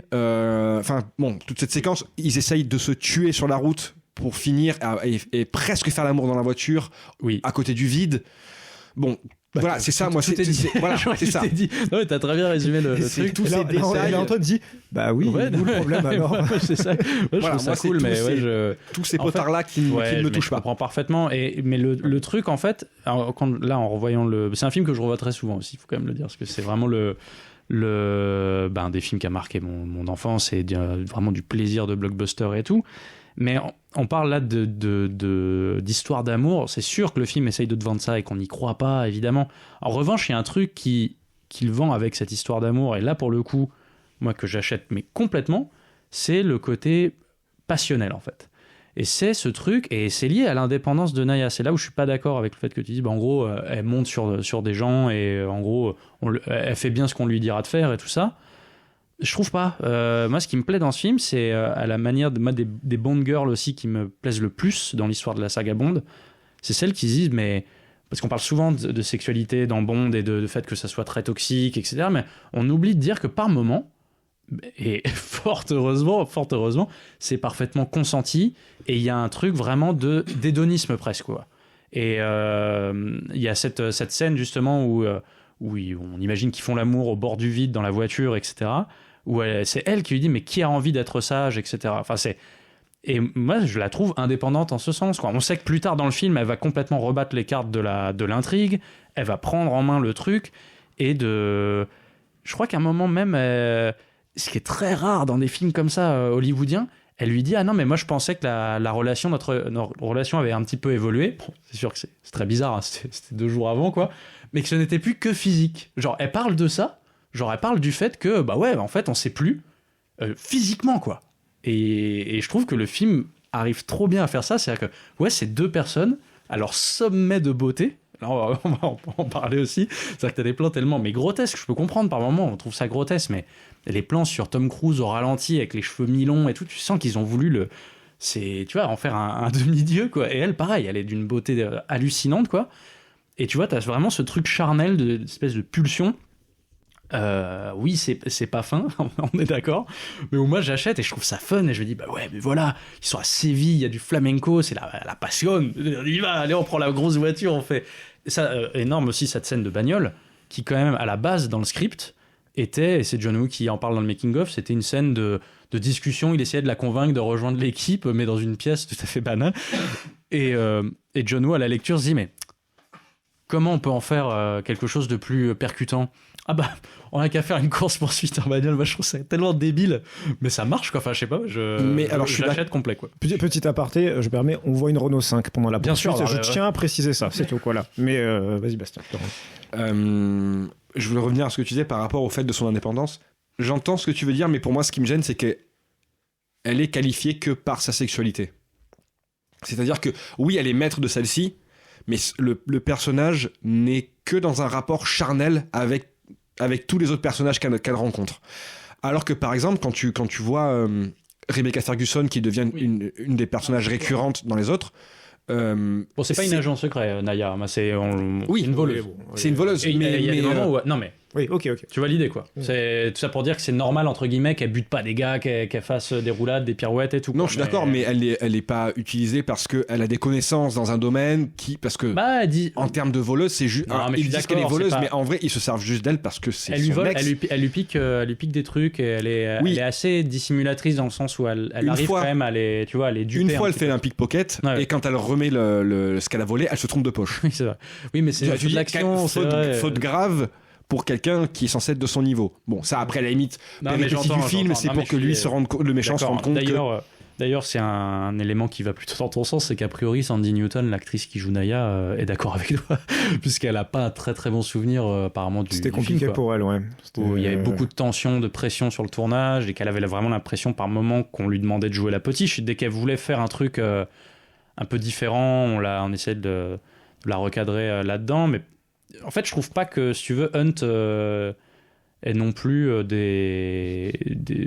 va dire que ça soit pas non plus des performances d'acteurs, des choses à jouer, des dilemmes moraux dans celui-là, j'entends. Oui, c'est ce que je voulais dire. C'est une sorte d'hypersexualisation, mais pour tout le monde, en fait. C'est ça, c'est que les curseurs sont poussés au maximum, et c'est pour ça que quand je te disais pour moi, ils ne sont pas humains. C'est-à-dire qu'on est sur des caricatures de personnages. Le méchant, c'est pareil. Sean Ambrose dans le film, le personnage de Sean Ambrose, il incarne la colère. La rancœur. Il joue, c'est méchant ce que je vais dire, mais le personnage c'est un peu une brique d'émotion, quoi. C'est une par une, et il y a quelque chose de tout est poussé, toujours très fort. Quand il désire quelque chose, ça transpire de partout sur lui. Une scène notable. J'encouragerais juste, je rebondis sur ce que tu dis sur la prochaine fois que vous regardez Mission Impossible 2, faites vraiment attention à la scène où Naya se déshabille devant Sean Ambrose. C'est Mel Gaze. Il y a alors non, c'est pas vraiment du Mel Gaze, c'est du Mel Gaze. C'est-à-dire qu'on regarde quelqu'un regarder quelqu'un. On regarde quelqu'un regarder quelqu'un. Et un plan incroyable. On va le dire. On le postera peut-être sur les réseaux. On le postera, mais c'est il aura peut-être déjà été posté à l'heure où vous écoutez ça. Mais voilà, c'est un plan ridicule. De toute façon, il y a un gros plan sur son visage, donc on peut pas le manquer. Mais c'est à l'image de tout le film, c'est-à-dire que comme tu le dis, c'est qu'en fait, tu dis qu'en effet, Naya est ramenée beaucoup à sa sexualité, c'est pas faux, mais en fait, tout le monde est hyper sexuel pendant tout le film, quoi. Bien sûr. Ouais. Et même lui là, quand Sean Ambrose, quand il coupe un bout du doigt de son acolyte, incroyable. La scène est en fait, en voyant aujourd'hui, il y a une certaine ambiguïté. On a presque l'impression, qu'en effet, il y a une scène de sexe gay, quoi. Oui, il y a une énergie sexuelle dans la scène. Mais c'est ce qu'on disait, on en revient au départ. Le ton change énormément. Et toute cette énergie sexuelle va avec aussi le choix des musiques, qui sont des musiques qui sont beaucoup plus chaudes. Les couleurs, on est beaucoup dans le rouge, dans le marron, orange, jaune. Il y a toute une question de chaleur comparée à Mission Impossible 1. C'est la direction artistique, voilà. Globale. Mission Impossible 1, c'est la nuit. Mission Impossible 2, c'est le jour. Il fait chaud, les personnages sont en chemise à manches courtes. On est beaucoup en Australie. Il y a toujours ça transpire, quoi. Aussi au début. Tu parlais de direction artistique plus chaleureuse, notamment c'est tout bête, mais la couleur rouge, en fait. Rien que la jaquette du film, les flammes et tout. Et quand tu penses au film, tu penses à orange, quoi. Exactement. Et le générique, je sais pas si vous avez fait gaffe, dans tous les autres Missions Impossibles, normalement, on te montre un petit peu ce que va être Et c'était ça dans la série, apparemment. Dans le générique de la série, t'avais des petites bribes, c'était pas mettre des spoils en fait, mais c'était des petites images de l'épisode qui allait arriver, quoi. C'est la promesse. Ouais. Et c'est ce qui se passe dans le 4, 5, 6, je crois, dans les génériques du 3, 4, 5, 6. Dans le 2, je sais pas si vous avez fait gaffe, c'est vraiment des grosses lettres de feu, enfin des trucs rouges, et t'as des lourds soldats grecs qui sont censés incarner le Bellérophon et la lourde chimère en face. Je dis, mais qu'est-ce qui se passe? Qu'est-ce que c'est que ça? Avec le thème refait par Limp Bizkit, quoi. C'est vraiment très rigolo. Et un truc sur, pas la sexualisation, enfin, si, du moins la sexualisation, mais de tout le monde. Et sur ce côté vraiment corporel, tu vois, l'espèce de passion. Et j'ai repéré un truc, c'est un moment, c'est justement dans la séquence où Sean Ambrose mutile son homme de main. Il lui dit un truc, j'avais jamais vraiment tilté. Il lui explique pas que, comme dans beaucoup de méchants vont dire, alors il lui dit, mais ouais, je suis pas dupe, je sais qu'elle vient pour me truander, mais là où dans beaucoup de films, ça s'arrêterait là et dire, elle vient pour me soutirer des informations. Et d'ailleurs, il lui hurle ça, alors qu'elle dort dans la pièce d'à côté. Ça, c'est incroyable. Mais tu vois, ça pourrait s'arrêter là. Oui, mais ils ont fermé la porte. Bien sûr. Très bonne isolation phonique en Australie, on les embrasse. Non, mais ça pourrait s'arrêter là. Tu vois, il pourrait dire, voilà, je sais qu'elle vient m'espionner, mais moi, je suis pas dupe, je sais, et donc, elle va me mener à Hunt. Terminé. Il dit ça, et juste après, il dit, mais moi, en plus, je l'ai dans la peau, cette fille, quoi. Il y a vraiment un truc de, tu vois, genre, c'est limite, Naya, c'est son poison, quoi. Oui, il peut pas, il est comme un fou, quoi. Oui, il dit que c'est lui, il dit c'est moi qui en redemande. Ouais, non mais exactement. Il dit est-ce que tu t'es posé la question que peut-être c'était moi qui en redemandais. Exactement. C'est que lui, il est entier, quoi. Ah mais le mec, il est accro surtout. Comme le livre. Il est complètement accro. Et t'as beaucoup. Enfin, je trouve que c'est. Alors, c'est fin, c'est mince. Hein. C'est pas un argument qui va te faire revoir le film de manière différente. Mais t'as vraiment un truc sur le poison, l'antidote et ce truc viscéral, passionnel, quoi. Tout au long du film, quoi. Jusqu'à la scène où la décision importante de Naya, qui pour moi vraiment est une des meilleures idées de l'histoire du jeu, quoi. Où après la fusillade dans l'Atrium, scène que tu affectionnes particulièrement. Bien sûr, on va y venir sur l'action du film. Voilà, Naya prend la décision pour en gros de s'injecter le virus en elle. Voilà, là encore dans un geste de maintenant c'est moi qui décide, voilà, et pour d'un coup situer aussi un nouveau compte à rebours parce que le virus a une durée de 20 heures, etc. Thème très propre. À la saga, qui est beaucoup moins bien géré dans celui-là que dans d'autres. Alors, tu sens qu'il s'en fout en fait. Alors après, il y a eu des versions de montage diverses. Apparemment, le film à la base devrait durer 3 heures. Tu te dis mais quand tu vois l'intrigue, qu'est-ce qui se passe, quoi. Mais par exemple, c'est vrai que le compte à rebours final du 2, en fait, on te dit qu'il a 20 heures pour lui injecter un antidote. On dirait qu'il se passe une semaine, quoi. Mais ouais, enfin, on s'en fout en fait. On n'a pas de rappel. Alors que dans le 6, par exemple, t'as des plans toutes les 3 secondes sur le compte à rebours de la bombe et machin, et qui joue sur cette tension très simple, une grammaire très simple de cinéma. Là, tu sens que John Woo, c'est dans son scénario, mais il en a rien à foutre. Oui, là, il n'y a pas de tension. Il n'y a pas de tension comme ça. Il y a pas de. C'est ce qu'on disait au départ. On les sent pas tendus, stressés par ce qui se passe. C'est genre, compte, ça va se on sait que ça va se passer. Mais au fond de nous, on le sait aussi, quoi. Tu vois, c'est en ça que ce film, il teste, et c'est un test très ultime jusqu'au boutiste de la suspension d'incrédulité. Dès le début, franchement, dès la scène, dès les 20 premières minutes, tu sais où tu mets les pieds avec ce genre de film, quoi. Tu sais ce qui va se passer, tu sais que ça va bien se finir, etc. Mais dès l'escalade, hein. Ouais, bah exactement. Il presque il tombe, mais on se rattrape. Voilà, on sait très bien que voilà. C'est Tom Cruise, il est trop beau, il est trop stylé, général des avions et pro de l'escalade et tout ce que tu veux.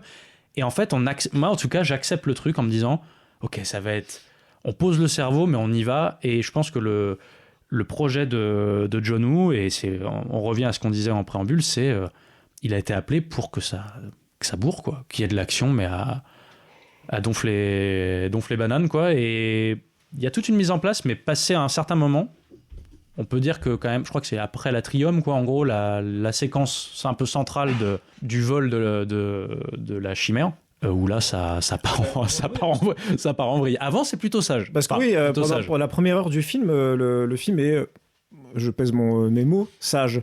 Et en effet, à partir de l'Atrium, ça devient une fusillade et une poursuite permanente, quoi.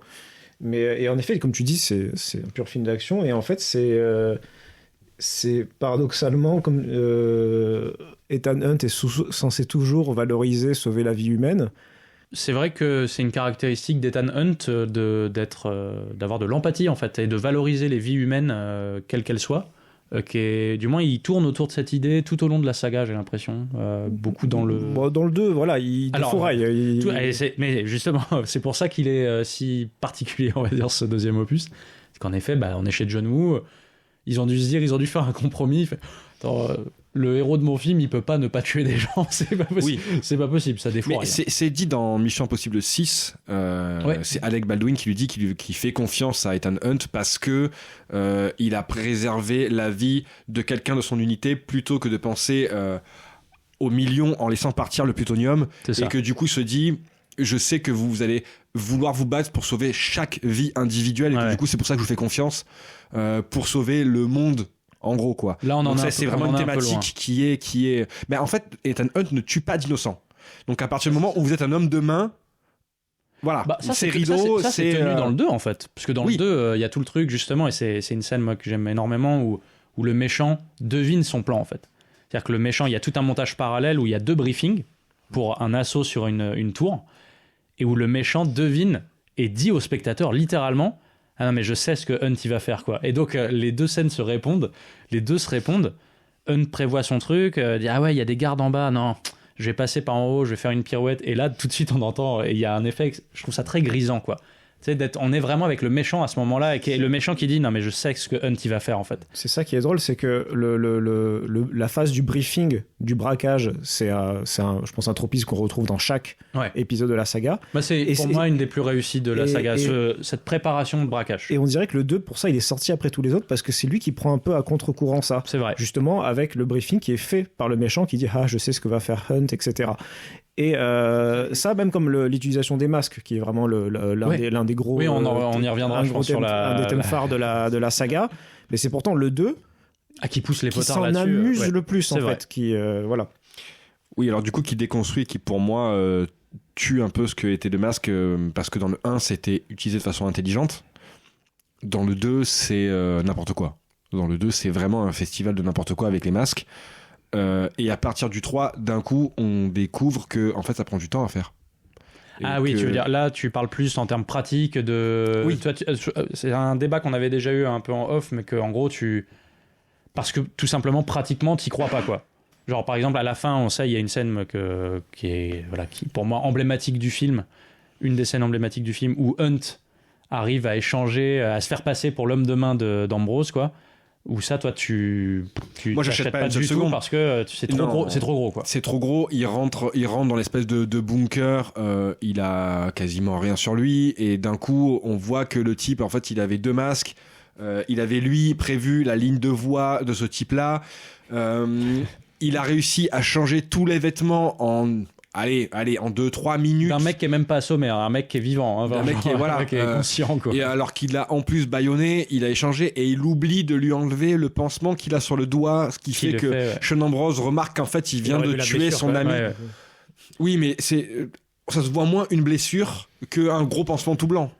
Donc il y a quelque chose pour moi là qui montre qu'on est encore une fois, les curseurs sont poussés, et l'incrédulité du spectateur, elle demandait s'il vous plaît, croyez-y, mais en vrai non. Mais justement, est-ce que pour toi, à ce stade du film, vu que là c'est facilement, ça arrive une demi-heure avant la fin peut-être, cette scène, exactement. Est-ce que toi, à ce stade du film, il n'y a pas justement le contrat qui a été préétabli avec le spectateur en disant mais façon c'est pas de la science-fiction, mais c'est comment dire, c'est un film de actionneur, moi pour ma part je reconnais en effet que c'est complètement n'importe quoi, et comme tu dis, dans le 3 ça commence à être beaucoup mieux introduit, que cette technologie des masques, ça demande du temps, toute une programmation, etc. C'est d'ailleurs hyper chouette cette scène dans le 3, j'adore.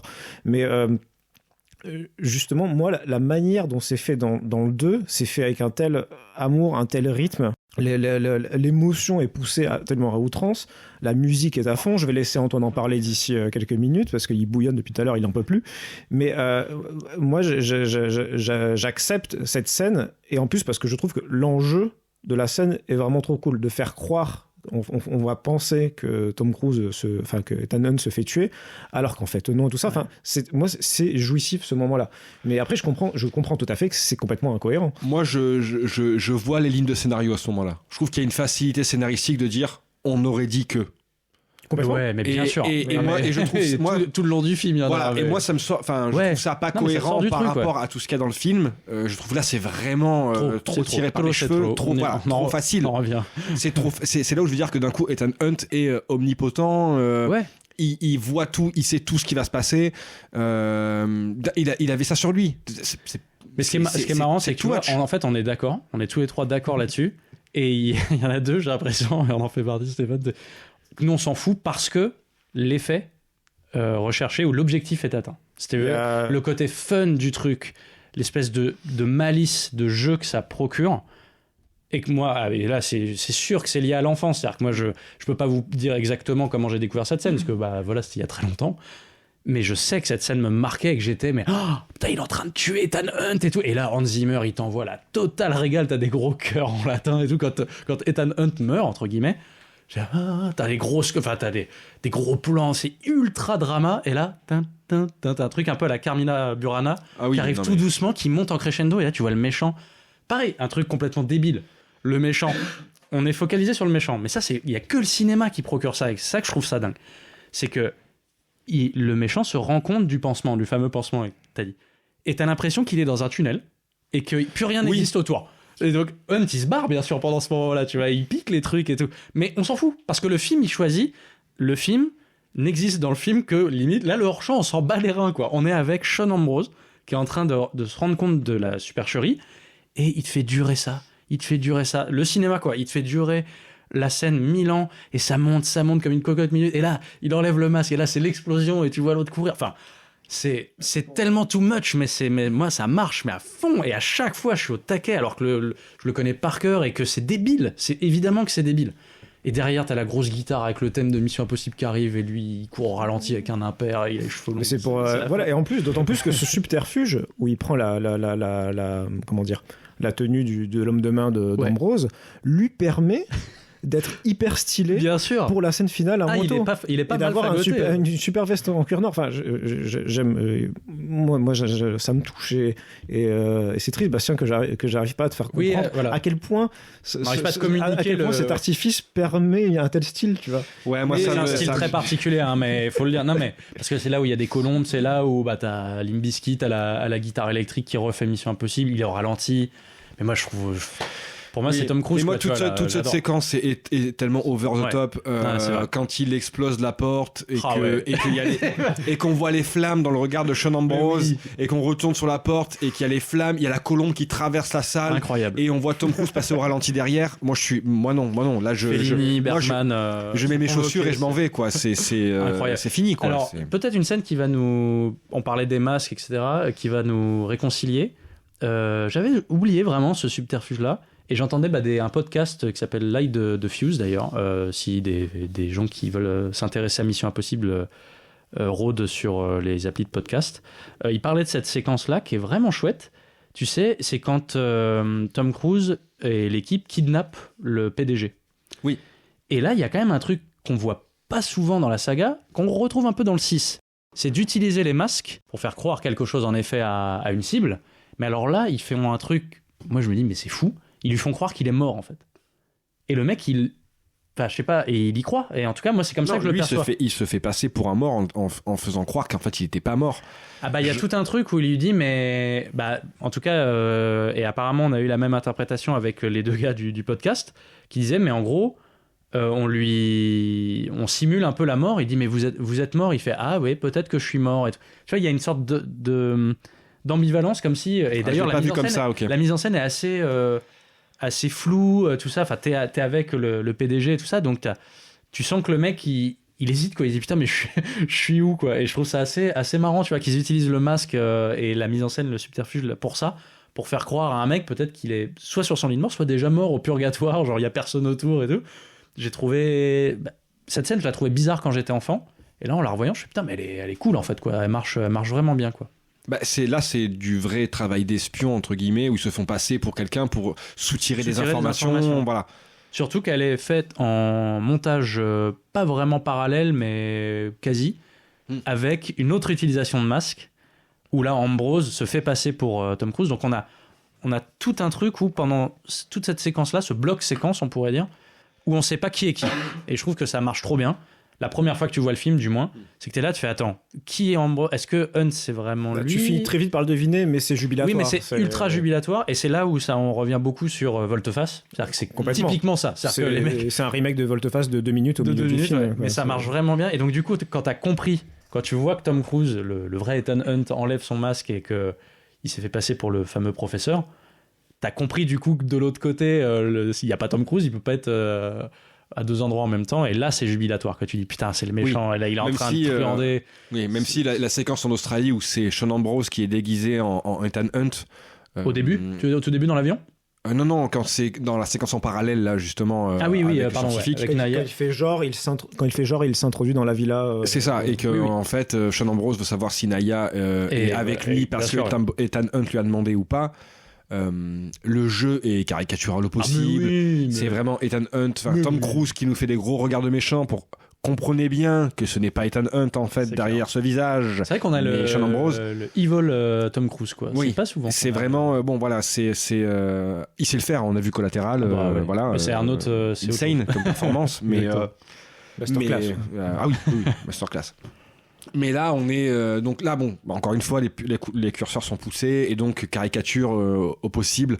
Mais la séquence, oui, là, je suis d'accord que la séquence est intéressante parce qu'à chaque fois qu'on est le versant de l'un et de l'autre et de savoir à la fin qui est en train de diriger quoi, cette séquence-là, ça marche très bien. C'est un truc quand même qui est le fil conducteur de tout le film, en fait, de espèce d'opposition, de mecs qui sont un peu remplaçables, enfin qui sont deux collègues, on va dire, mais qui se tirent la bourre en concurrence, et ça se finit quand même en face à face littéral, avec 2 grosses motos, et on bourre et on se rentre dedans, quoi. Enfin, c'est un peu les 2 frères ennemis, il y a un truc Rémus et Romulus, tu vois. Mais oui, voilà, non mais c'est vrai, c'est la...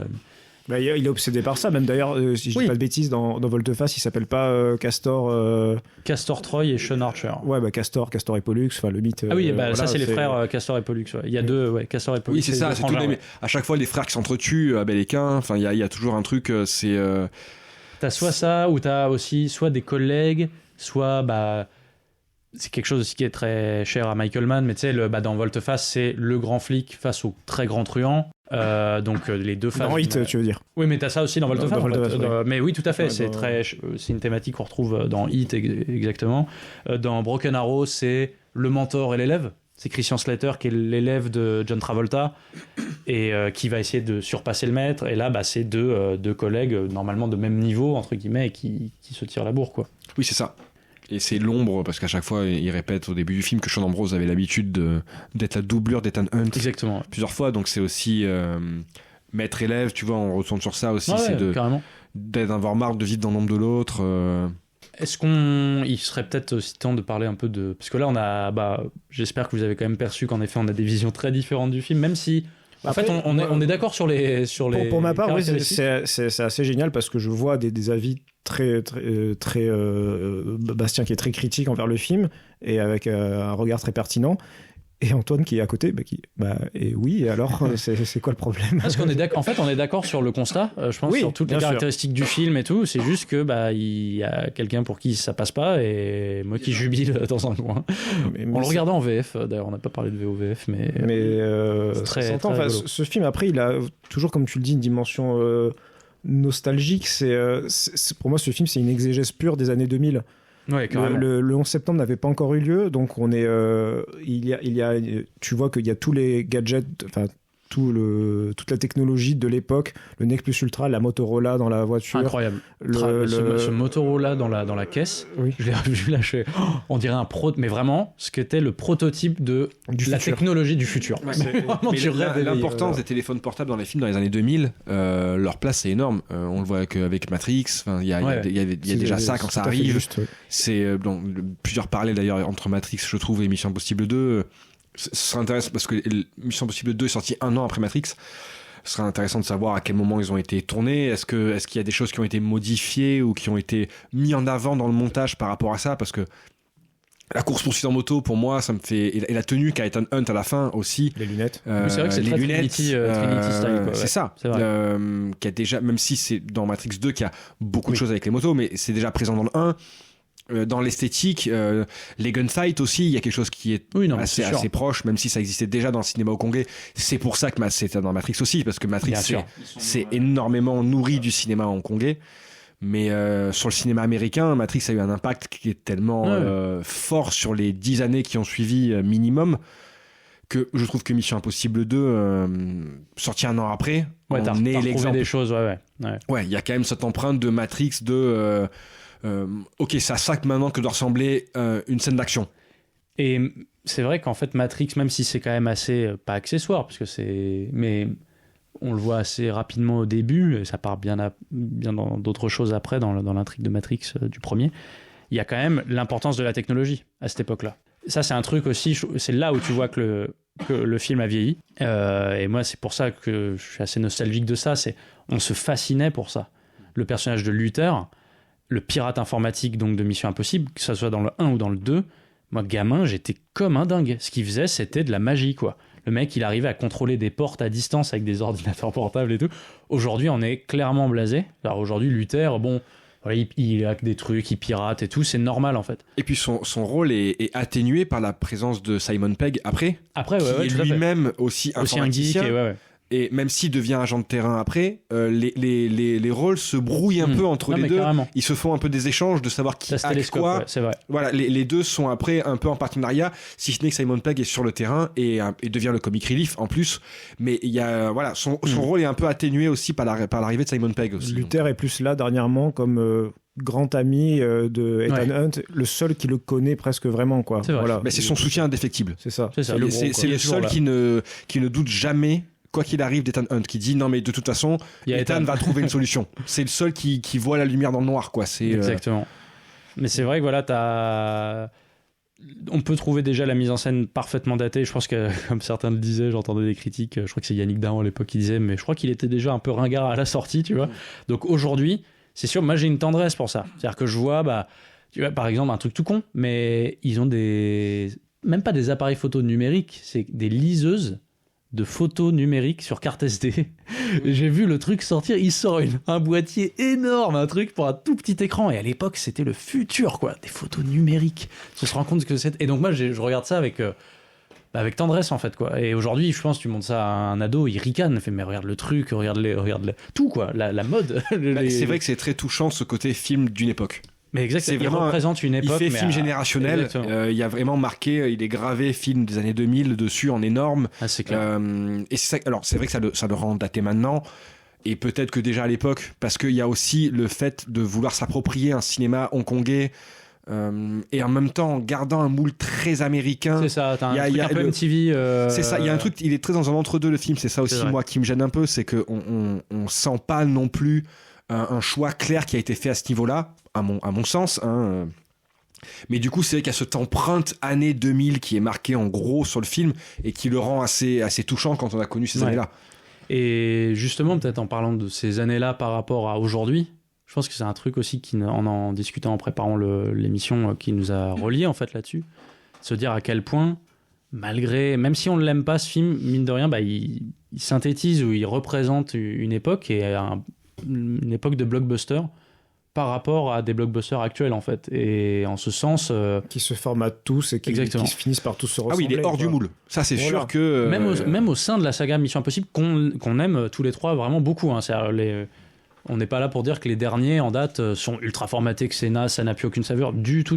Mais ils sont vraiment des super films d'artisanat, même très très bien écrits. En soi, c'est des bien meilleurs films. Oui. En soi, bien mieux produits, bien mieux écrits, bien mieux joués, bien mieux tout ce que tu veux. Réaliser tout ce que tu veux, mais le 2, au moins, peut-être qu'on s'en souviendra peut-être plus longtemps, tu vois. C'est vraiment, c'est ça, c'est que c'est vraiment un élément à part, et qu'à partir du 3, on voit que J.J. Abrams est rentré à l'intérieur, et que du coup, entre le 3 et le 6, il y a quand même un moule général qui se crée. Il y a une cohérence beaucoup plus nette de Ethan Hunt en tant que personnage, et son arc narratif personnel entre le 3 et le 6. Exactement. Donc vraiment, il y a une dynamique de série, de franchise qui est installée, et qui va avec tout ce qui se passait à l'époque.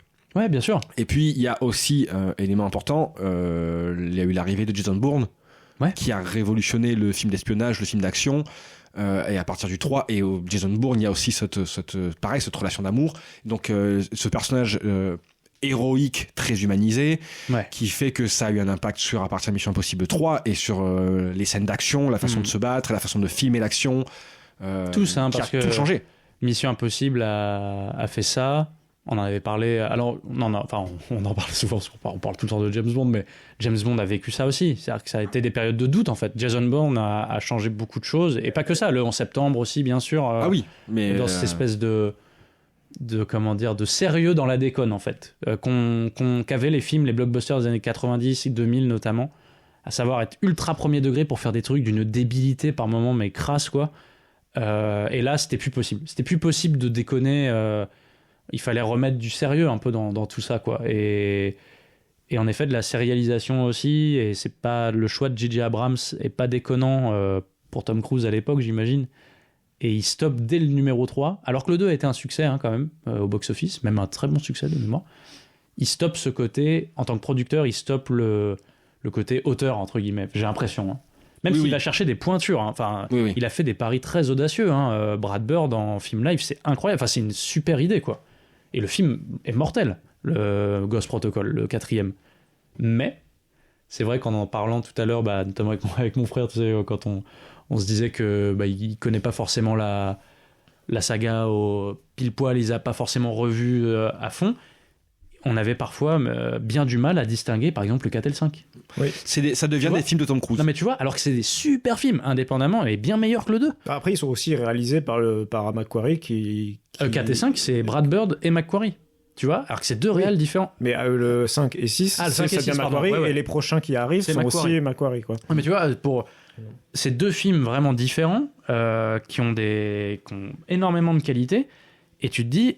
Pourtant, merde, il faut les avoir revus assez récemment pour te demander, mais attends, c'est quoi déjà le début de Mission Impossible 4 ? Tu vois, putain, attends, ça se passe où ? Ah ouais, dans une prison russe. Ah ouais, mais faut fonctionner à la coupe de cheveux de Tom Cruise, en fait, c'est ça. C'est ça. C'est là où il a les cheveux le plus longs avec Mission Impossible 2. Alors que Mission Impossible 2, on ne se pose pas la question. On sait lequel c'est. Tout de suite. En termes d'image, Non, mais tu vois, ça en termes d'image, le 1, le 2 sont vraiment à part. En termes d'image, on les reconnaît immédiatement, on sait lequel appartient auquel. Et il y a un truc aussi, je trouve, dans le 2, un peu dans le 1 aussi, et que Cruise commence à avoir après avec le personnage d'Ethan Hunt, moi pas que ça me déplaît, j'ai une tendresse, une sorte d'affection, mais en me disant, mais pourquoi tu fais ça sert à rien, entre guillemets, c'est quand il essaye de se James Bondiser dans les, notamment 4, 5, 6, tu vois qu'il peut-être il se dit, je suis un peu plus sage, voilà, j'essaye d'être élégant, mettre un costume, tout ça, et moi je trouve que ça va pas à Tom Cruise. C'est horrible ce que je dis parce que ça dépend vraiment des films. Dans Collateral, par exemple, il est magnifique, il est très, très élégant et tout. Mais en tout cas, pour Hunt, moi, c'est là où je l'adore dans le 2, c'est qu'il assume complètement la classe américaine, entre guillemets. C'est-à-dire, mais je m'en fous, quoi. Je suis pas là pour mettre un smoking, je suis là pour mettre un treillis et mettre un t-shirt noir avec une G-Shock au poignet, quoi. Et on y va et on bourre et je suis un homme d'action. Et c'est en ça que Tom Cruise, je le trouve incroyable, c'est il est élégant, mais enfin pas élégant, mais il est classe dans ce qu'il fait, dans son action, etc. C'est ça qui est incroyable avec lui. C'est là où il te happe et où tu te dis mais quel acteur, etc. Contrairement à un James Bond, un acteur de James Bond qui va plus te séduire, être plus charismatique, et ce genre de choses, quoi. James Bond, il y a un véritable moule d'un personnage avec des codes qui changent à chaque époque, mais qu'il faut plus ou moins réinventer ou réinterpréter. Mais vous trouvez pas qu'il a un peu ce côté-là par moment dans le 4 et 5 notamment, où tu le vois arriver à des réceptions, essayer d'être élégant avec des beaux costumes et tout, mais je suis presque à dire ok, mais c'est pas Ethan Hunt. Moi, la différence notable entre les deux personnages, c'est que James Bond, comme tu dis, il y aura toujours un moment pour la contemplation, pour se poser, pour observer l'environnement dans lequel il est, voilà, sans parler bien sûr de son hygiène de vie déplorable, etc. Quoi. Ethan Hunt, il est là pour taffer. Il court tout le temps. Il court. Je sais, Bastien, que tu es très sensible à déjà de part même de ton activité de comédien, à la manière qu'a Tom Cruise de courir. Et c'est vrai, enfin voilà, c'est le seul acteur d'ailleurs qui sait courir, on va dire. Ou j'exagère un peu ou pas ? C'est un peu exagéré, mais c'est juste que pour moi ça montre l'investissement de l'acteur dans ses films et la démarche qu'il a à chaque fois dans ses rôles. C'est que c'est un détail très drôle et banal, mais je trouve qu'il y a beaucoup de films où quand les acteurs courent, on voit le tracé, on voit le comédien aller d'un point A à un point B et on voit le chemin de la caméra, et je trouve que Tom Cruise, on le voit pour moi, c'est flagrant forcément dans la Mission Impossible parce que il cavale tout le temps, mais c'est la caméra qui essaye de suivre Tom Cruise, quoi. Et si la caméra suit pas, Tom Cruise va pas s'arrêter.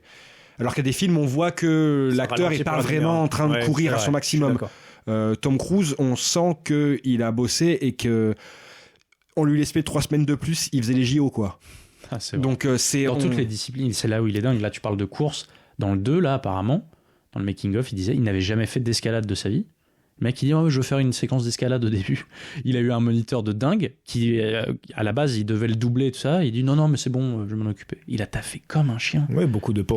Non, mais voilà, c'est un jusqu'au boutiste dans tout ce qu'il fait. Voilà, c'est un mec qui travaille... La séquence où il court dans le 3 à Shanghai...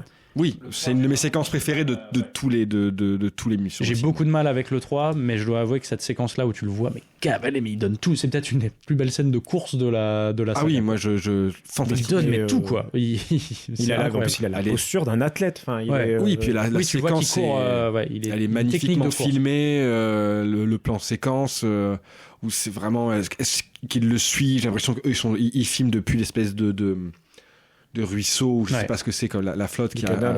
Donc c'est fantastique cette séquence où vraiment où il parle en chinois pour écarter les gens sur son trajet. Enfin, elle est vraiment. Il y a une course poursuite qui est intéressante aussi, c'est dans le. À Dubaï 5 quand il court sur les toits et qu'il non, c'est dans le 6 où il essaye de rattraper à Londres où il essaye de rattraper Cavill. Oui, il s'est pété la cheville en vrai. Oui, voilà. Où on le.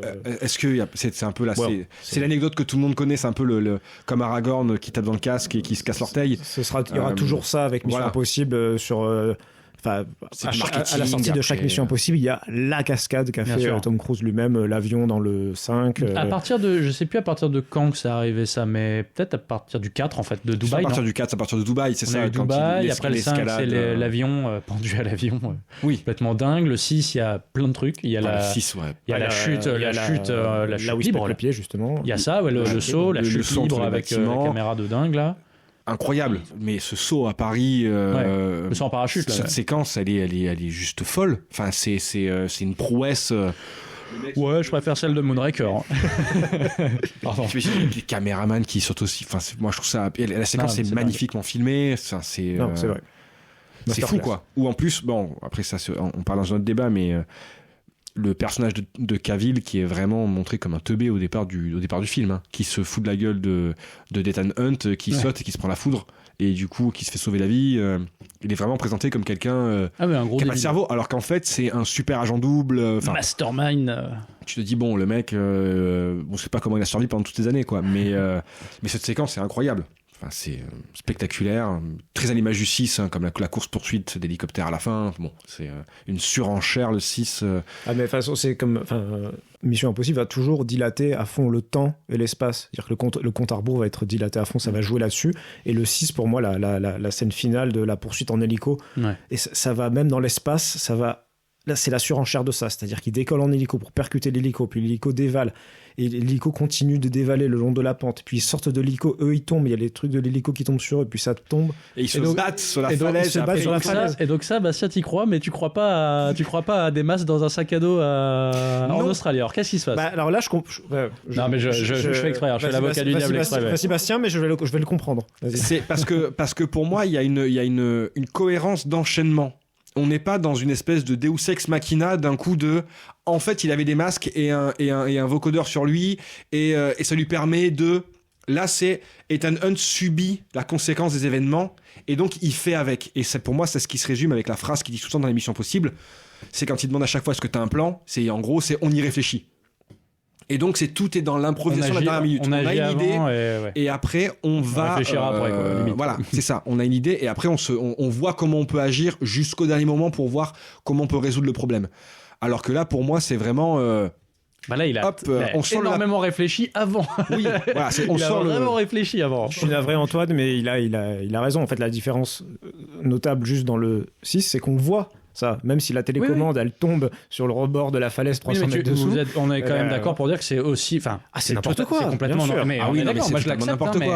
Mais au bout d'un moment, et c'est pour ça que j'ai plus de mal aussi avec le 6, c'est que l'intrigue, on n'a plus rien à foutre, quoi. Et les séquences d'action sont incroyables, mais où je vois des trucs complètement aberrants arriver et tout, et je me dis, ok, c'est fun, mais il n'y a pas de souci, j'adore, mais je le prends pour ce qu'il est, tu vois. Et c'est pour ça que, pour moi, ça sera jamais un des meilleurs opus de la saga, quoi. Là, vraiment. Le 6, j'entends. Là où t'as un 5 qui, même s'il est un peu plus archétypal avec son méchant et tout, est parfaitement calibré. Je trouve que chaque personnage a ses motivations, c'est très clair d'entrée, c'est hyper bien rythmé. Le 5 est peut-être j'ai du mal, mais peut-être mon préféré avec le premier, quoi. Je trouve il est tellement bien fait. La poursuite à Casablanca est incroyable. Incroyable. Ouais. Sean Harris. Méchant, pour moi, il est fantastique. C'est cool. Je sais pas si je l'aurais fait revenir dans celui d'après, tu vois, mais je suis tellement fan de cet acteur, moi, qui peut je le trouve chouette. Le début mortel avec l'avion où il s'accroche à l'avion, l'opéra. L'opéra vient incroyable. Il y a tellement de séquences. Quoi. Il y a la flûte traversière, sniper.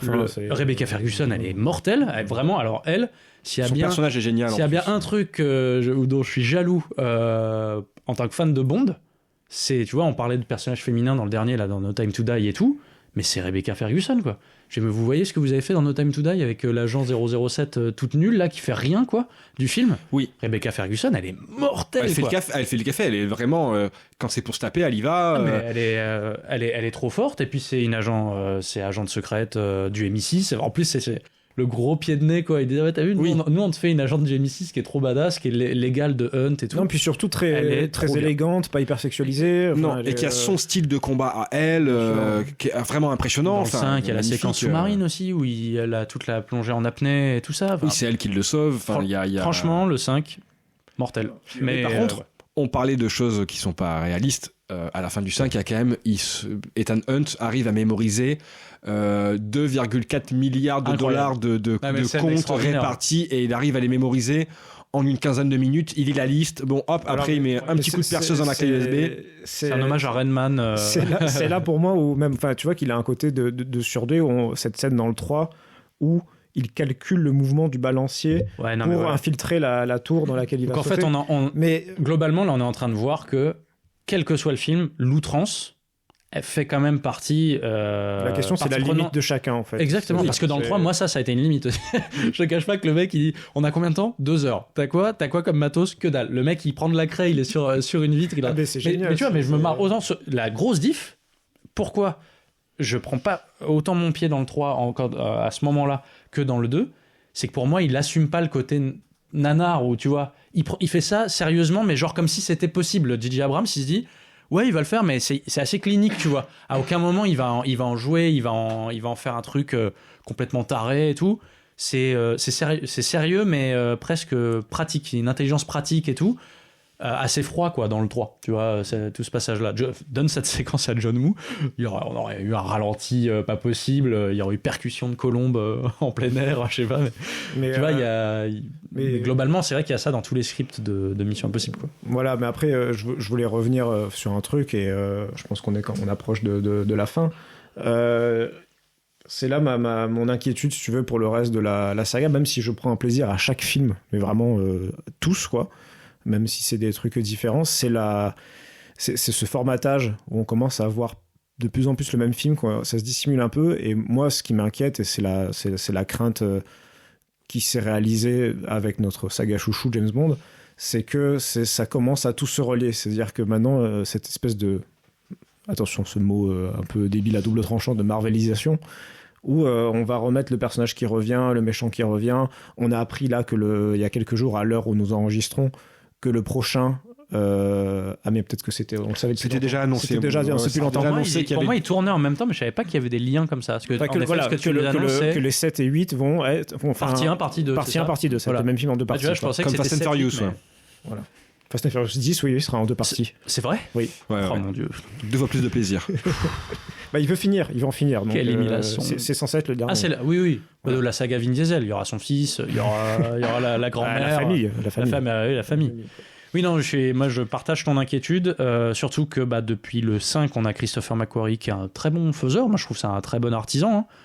Il réalise pas le Top Gun ? Non, c'est pas lui. Non, c'est le réalisateur. Alors, son nom m'échappe, c'est le réalisateur d'Oblivion. Ah oui. Ah, de Maverick ? Oblivion, ouais. Pas... Ah, je connais pas, je ne l'ai pas vu. Pas mémorable du tout. Mais... Il porte bien son nom, alors. Ouais, oui. Mais il y a vraiment un truc avec Tom Cruise. De toute façon, Maverick, c'est Tom Cruise. Oui, non, mais alors ça, ça on ira le mec est venu manger des pâtisseries, et puis c'est tout. Hein. Je veux dire, on lui a filé une casquette en disant tiens, t'as un siège là-bas, prends des pains au chocolat. Mais en vrai, Tom Cruise a doublé tout le monde, a réalisé, il a doublé la caméra même. Ah oui, quand on commence à voir la promo qui est faite, c'est lui qui explique qu'il a appris comment aux comédiens à piloter un avion. Il faisait partie de l'équipe des militaires qui ont appris. Donc même lui n'a pas appris. Il fait partie de ceux qui ont entraîné les comédiens. T'imagines les formateurs devant les recrues avec Tom Cruise à côté, ils font mais mec, tu vas pas t'asseoir ? Non, je suis avec vous là, tu sais. Mais il y avait même ce coup de promo où ça va des fois trop loin, il y a 1 an ou 2, où Tom Cruise avait lui-même remarqué des défauts dans le casque des pilotes de l'armée américaine. Incroyable. il a remarqué un défaut et ça aurait évité, ça a permis d'éviter sauver des vies. Non, mais des dépenses incroyables, un truc plus important, Antoine, s'il te plaît, des dépenses de plusieurs centaines de millions de dollars épargnés à l'armée américaine. Non, mais globalement, vous soulignez un truc moi qui m'inquiète un petit peu pour Tom Cruise. C'est que, alors là, hommage lui sera rendu au Festival de Cannes avec le Top Gun 2 et c'est chouette. Je trouve ça quand même pareil assez touchant, quoi, parce qu'on parle d'un acteur immense, qui a une filmographie mais hallucinante. Une des plus grandes filmographies des acteurs. Il a tourné avec des réalisateurs. C'est l'un des plus grands de sa génération. Il est quand même. Il faut signaler que je sais pas si c'est juste avant ou juste après, au même moment de Mission Impossible 2. Donc on a suffisamment décrit. Il tourne Eyes Wide Shut. Non, mais c'est le dernier film de Stanley Kubrick. Moi que je trouve super, mais sur les apparences, film avec un tournage qu'on sait très compliqué. Et le gars, il te fait ça, Mission Impossible 2 en même temps. Et des exemples comme ça, il y en a plein d'autres dans sa filmographie. Il y en a plein, mais c'est vrai que là, tu parlais des dernières années et des projets à venir. Et moi, que ce soit pour Mission Impossible, où en effet, on a une sorte de... J'ai peur des 2 opus de trop, tu vois, là. Surtout avec les mêmes personnes aux commandes. Et ça, c'est un autre truc qui m'inquiète chez Tom Cruise, qui est, depuis, je parlais de la guerre des mondes très justement en introduction, depuis sa brouille avec Spielberg, et on le sait, son renfermement dans ses délires un peu scientologues et tout, il travaille en fait avec des clics, un peu, quoi, tu sens, le réalisateur d'Oblivion, Macquarie, il a fait des films, moi je ne l'ai pas vu, mais apparemment c'était catastrophique, c'est La Momie. Oui, ça s'est pris un four. C'est horrible, apparemment c'est un film horrible, chose qui n'arrivait jamais dans la carrière de Tom Cruise. Le gars, il avait quand même un flair, une manière de choisir ses projets qui est brillantissime. C'est un talent de producteur, même presque. Et là, tu vois que je trouve qu'il a un peu de mal à se renouveler, quoi. J'ai un peu peur. Alors que pendant des années, il avait dit non à la suite de Top Gun. Hein. Il devait pas le faire, il voulait pas le faire. Il revient là, il fait ça. Il fait Mission Impossible 7, 8, qu'est-ce qu'ils vont nous inventer on sait que le tournage a été très compliqué, est-ce qu'il y a eu le Covid, Ouais, ça, on lui rend hommage, ça me fait un peu peur, quoi. J'ai dit, il y a une réalité, c'est Jour de Tonnerre 2, hein, mais la réalité de rattrape, c'est l'âge. Ouais, mais ça c'est ça mérite presque un podcast dédié à Tom Cruise et tout, parce qu'en effet, c'est une obsession dans beaucoup de ses films, quoi. Le vieillissement, quoi. Enfin, c'est des choses.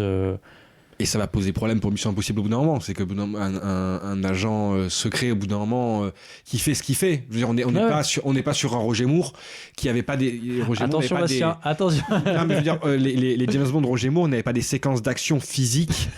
Comme les Missions Impossibles. C'est simple. Hein. Non, mais voilà. Mais je veux dire, Bastien, t'as pas vu Octopussy depuis bien longtemps.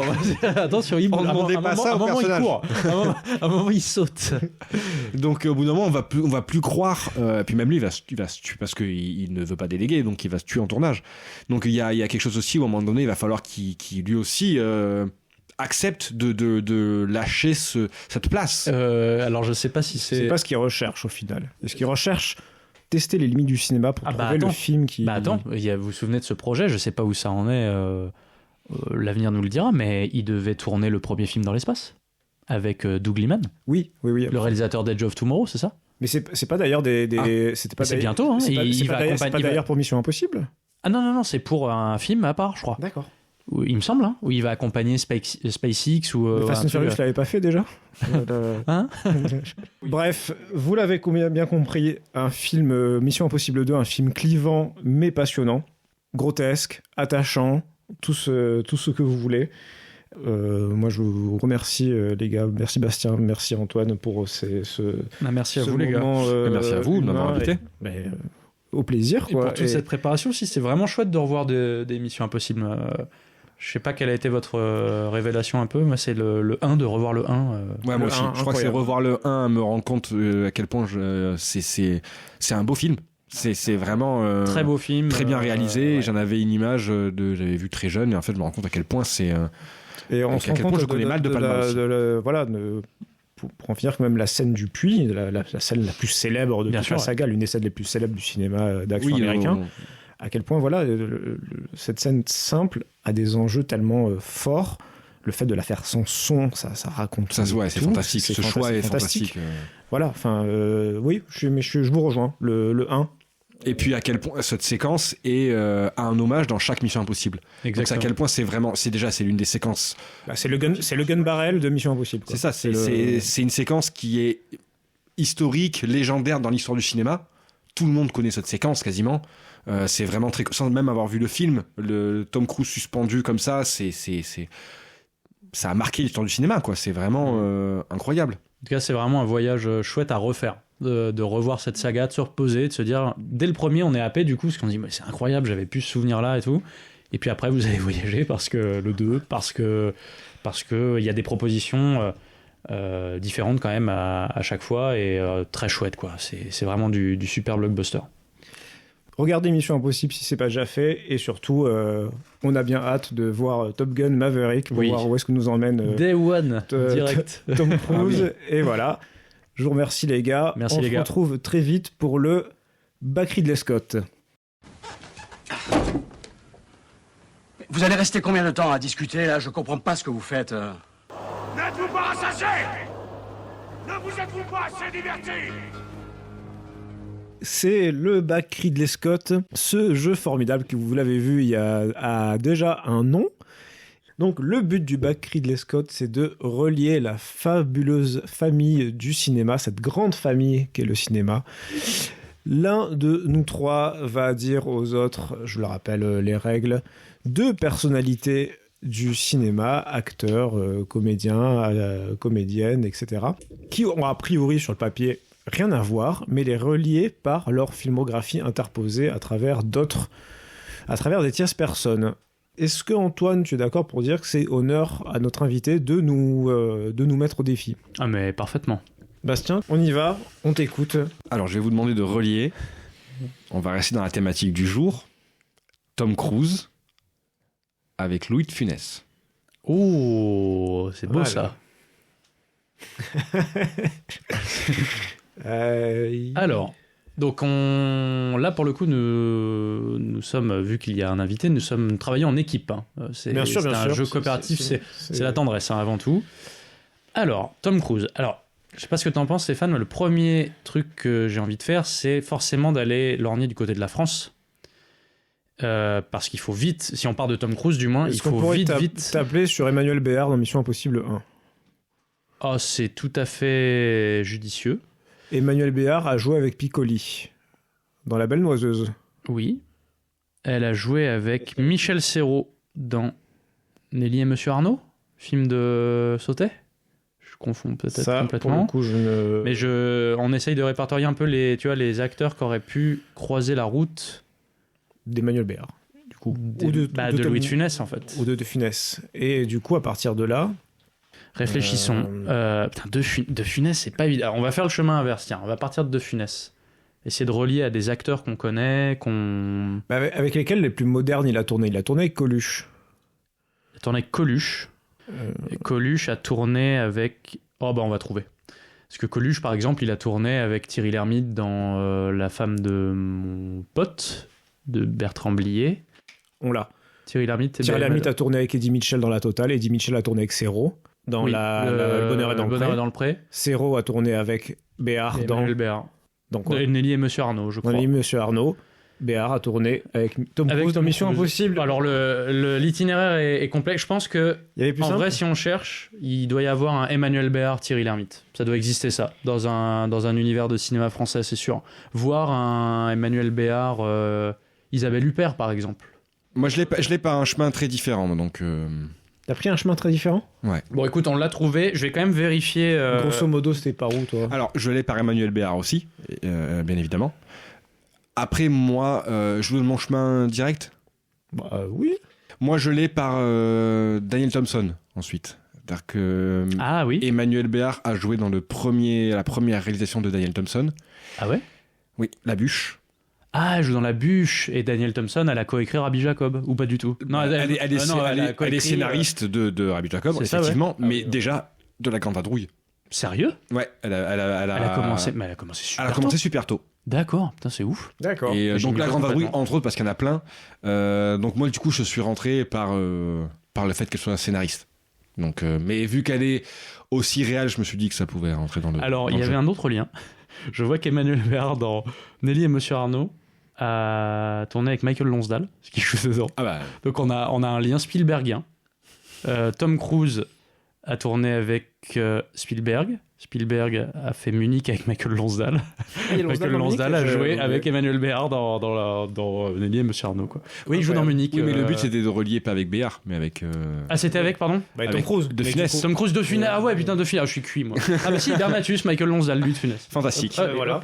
Désolé. Là, vous avez doudouliné, là. Comme quoi, même un peu pété avec le limoncello, on retombe sur ses pas.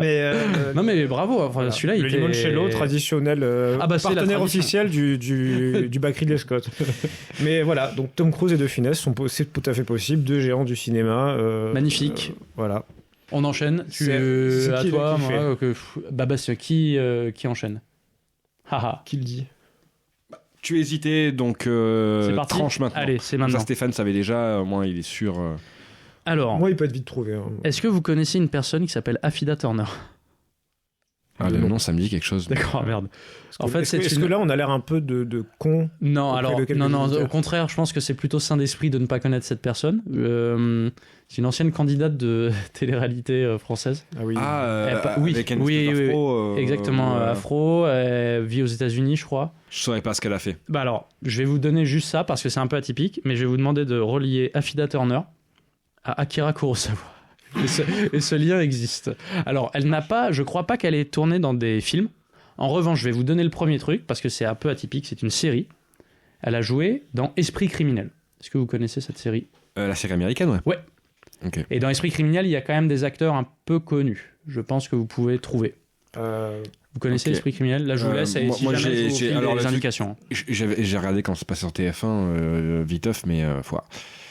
Ok. Il y a un acteur notamment d'Esprit criminel qui est un peu connu, et là vous pourrez dérouler. Il faut juste m'aider à sortir d'Esprit criminel et après on va vers Kurosawa. Exactement. Mais moi je peux pas sortir. Le truc c'est que les noms, je vais être un peu laisse-moi. Est-ce que c'est un des acteurs récurrents d'Esprit criminel ou c'était... Ah oui, tout à fait. Moi je connais pas de ouf Esprit criminel, mais la première personne à qui j'ai pensé quand j'ai vu Esprit criminel, c'est cet acteur-là. Je vais peut-être vous montrer sa photo. Si je vous montre son visage.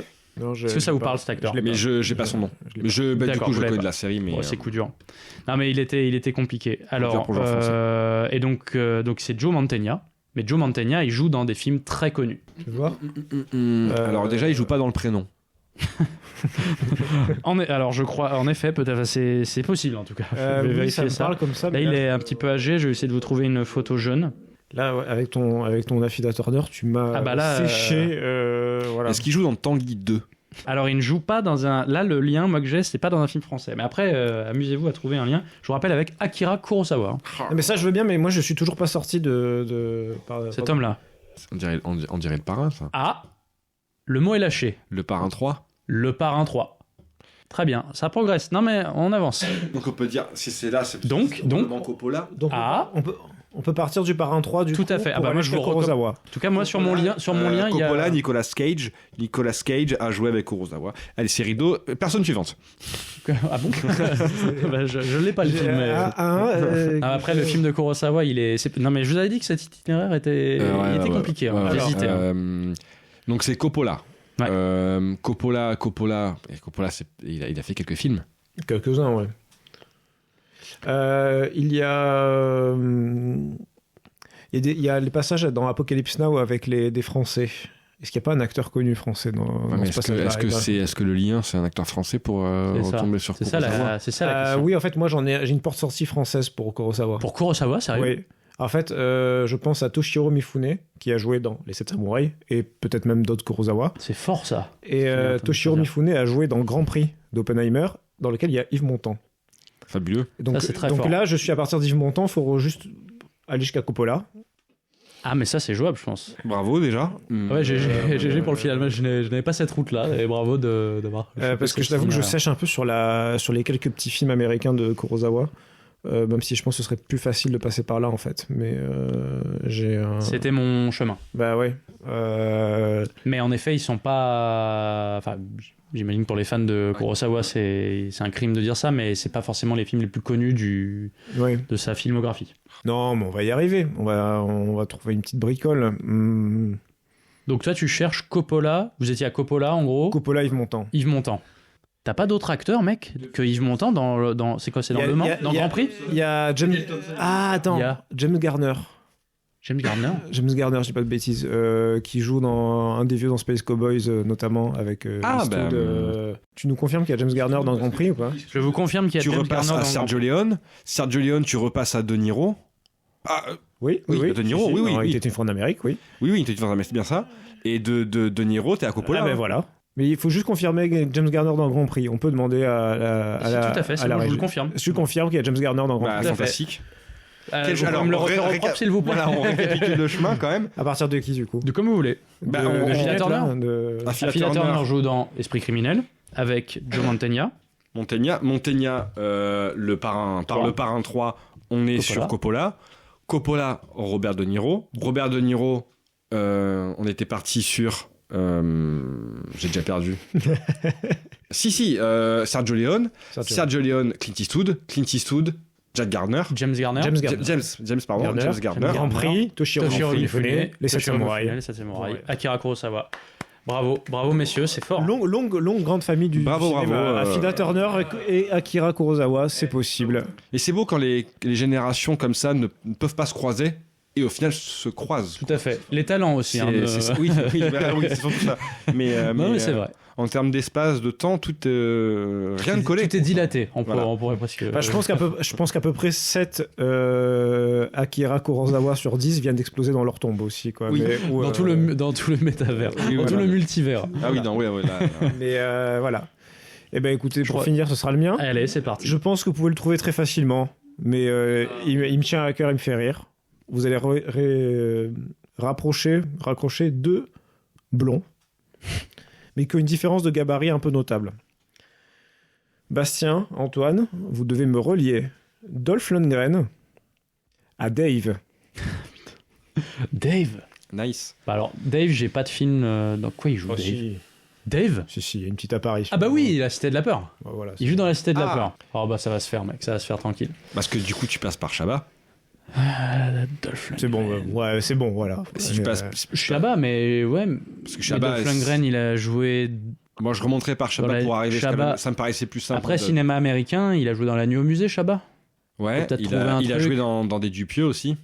Mais Dolph Lundgren, il aurait joué. Dolph Lundgren, en gros, les rôles. Je pense que La Nuit au musée, c'est le plus simple parce que t'as une ribambelle d'acteurs américains. Les rôles qu'on kiffe de Dolph Lundgren. C'est déjà pas le chemin que j'ai emprunté dans ma tête, mais allez-y, c'est intéressant, quoi. Parce que Dolph Lundgren, j'allais dire, rôle mythique. Putain, il joue dans Aquaman. Il joue dans Aquaman. Il joue évidemment dans les Expendables. Il joue le rôle d'un John Malkovich avec les cheveux roses dans Aquaman, je vous le jure. Il joue dans Punisher, dans Rocky 4, donc Stallone en fait, quoi. Stallone, et toute la clique d'Expendables et tout. On va forcément trouver. Parce que là, de tête, j'ai Chabat qui joue avec. John Bernthal. Oui. Mais dans La Nuit au musée. Dans La Nuit au musée, t'as d'autres acteurs américains. Il y a Ben Stiller. T'as Owen Wilson. Ah, mais attends, déjà, Ben Stiller, on peut remonter à De Niro. En effet. Et... Ah bah, De Niro, Stallone, Grudge Match. Bah oui, voilà. Et Stallone, Dolph Lundgren. Et Rideau. Rocky 4. C'est Rideau. Bah bravo. Grudge Match, c'est le match... Comment c'était? Tu sais, avec les deux c'est abominable. Ah, c'est horrible. C'est ni fait ni à faire. Ni fait ni à faire ni à refaire. C'est horrible. Ah, c'est mauvais. Comment ça s'appelait, ça? En anglais, je crois que c'est Grudge Match. C'est Grudge Match et je crois que c'est Match Retour. Match Retour. Un truc du genre en français, c'est abominable. On le refait au propre. On a donc Dave qui joue dans La Cité de la Peur avec Alain Chabat. Qui joue dans... On a fait La Nuit au musée avec Ben Stiller. Ouais. Qui lui-même joue avec Robert De Niro dans Mon beau-père et moi. Ouais. Robert De Niro qui a joué avec Sylvester Stallone dans Grudge Match et Stallone qui est l'ennemi absolu de Dolph Lundgren dans le magnifique Rocky 4. Bah, ce serait plutôt l'inverse, mais... C'est ça. Oui, je me mets du côté en effet de la brute. Voilà, bah écoutez, bravo. C'était pas le chemin que j'avais pris. Quel était ton itinéraire d'ailleurs? Ah mais je vous ai pas dit mon itinéraire sur Kurosawa. Bah vas-y, dis pourquoi. Alors mon itinéraire, je pars de qui? Comme tu veux. Dolph Lundgren ou de Dave? Parle du coup de Lundgren pour faire l'inverse de nous. Dolph Lundgren joue dans The Expendables avec Mel Gibson. Oui. Dans le 3. Exact. Ah, dans le 3, putain, ouais. Mel Gibson a réalisé La Passion du Christ avec Monica Bellucci. Oui. Monica Bellucci a joué dans Mission Cléopâtre avec Alain Chabat. Alain Chabat, Cité de la peur. Pas mal, ça. C'est beau, hein. Voilà, un peu plus rapide du coup. Oui. Ouais. Pour une fois, je ne suis pas passé par Clermont-Ferrand pour aller à Strasbourg. Mais ok, et toi du coup... Tu veux qu'on revienne 2 secondes sur le lien que j'avais Affida Turner pour savoir? Oui, voilà, et après on appellera ça une bonne journée. Quoi. Et bah j'avais Esprit criminel, donc Joe Mantegna, comme je vous disais, Le Parrain 3, Coppola. Coppola, il a réalisé Cotton Club. Un film, alors moi j'ai jamais vu, méconnu je crois, avec Richard Gere. Et il se trouve que Richard Gere a joué dans un des films, alors il me semble que c'est le seul film américain de Kurosawa, qui s'appelle Rhapsody in August. Voilà, Richard Gere joue chez Kurosawa. Faut le savoir. C'est notable. C'était une session de Back Ridley Scott assez, ma foi, réussie, honnête. Oui, non, on n'a pas trop pédalé dans la semoule. Efficace. Efficace, bravo messieurs. Comme quoi, le pouvoir du limoncello, alors à consommer avec modération toutefois. Et de toute la charge érotique de Mission Impossible 2 qui bien sûr qui juste avant quoi, qui nous a les cheveux longs de Tom Cruise, on ne le répétera jamais assez. Voilà. Et pas Andy Newton, non quoi non, okay. Si, mais évidemment. Non, mais ça, c'est, si vous pouvez rembobiner, il y a 40 minutes de pourquoi Sandy Newton est l'idole. Antoine, Bastien, merci beaucoup. Merci à vous. Merci les gars. Et c'était un plaisir. On s'est régalé. Et à très bientôt dans Entourloupe dans l'Azimut.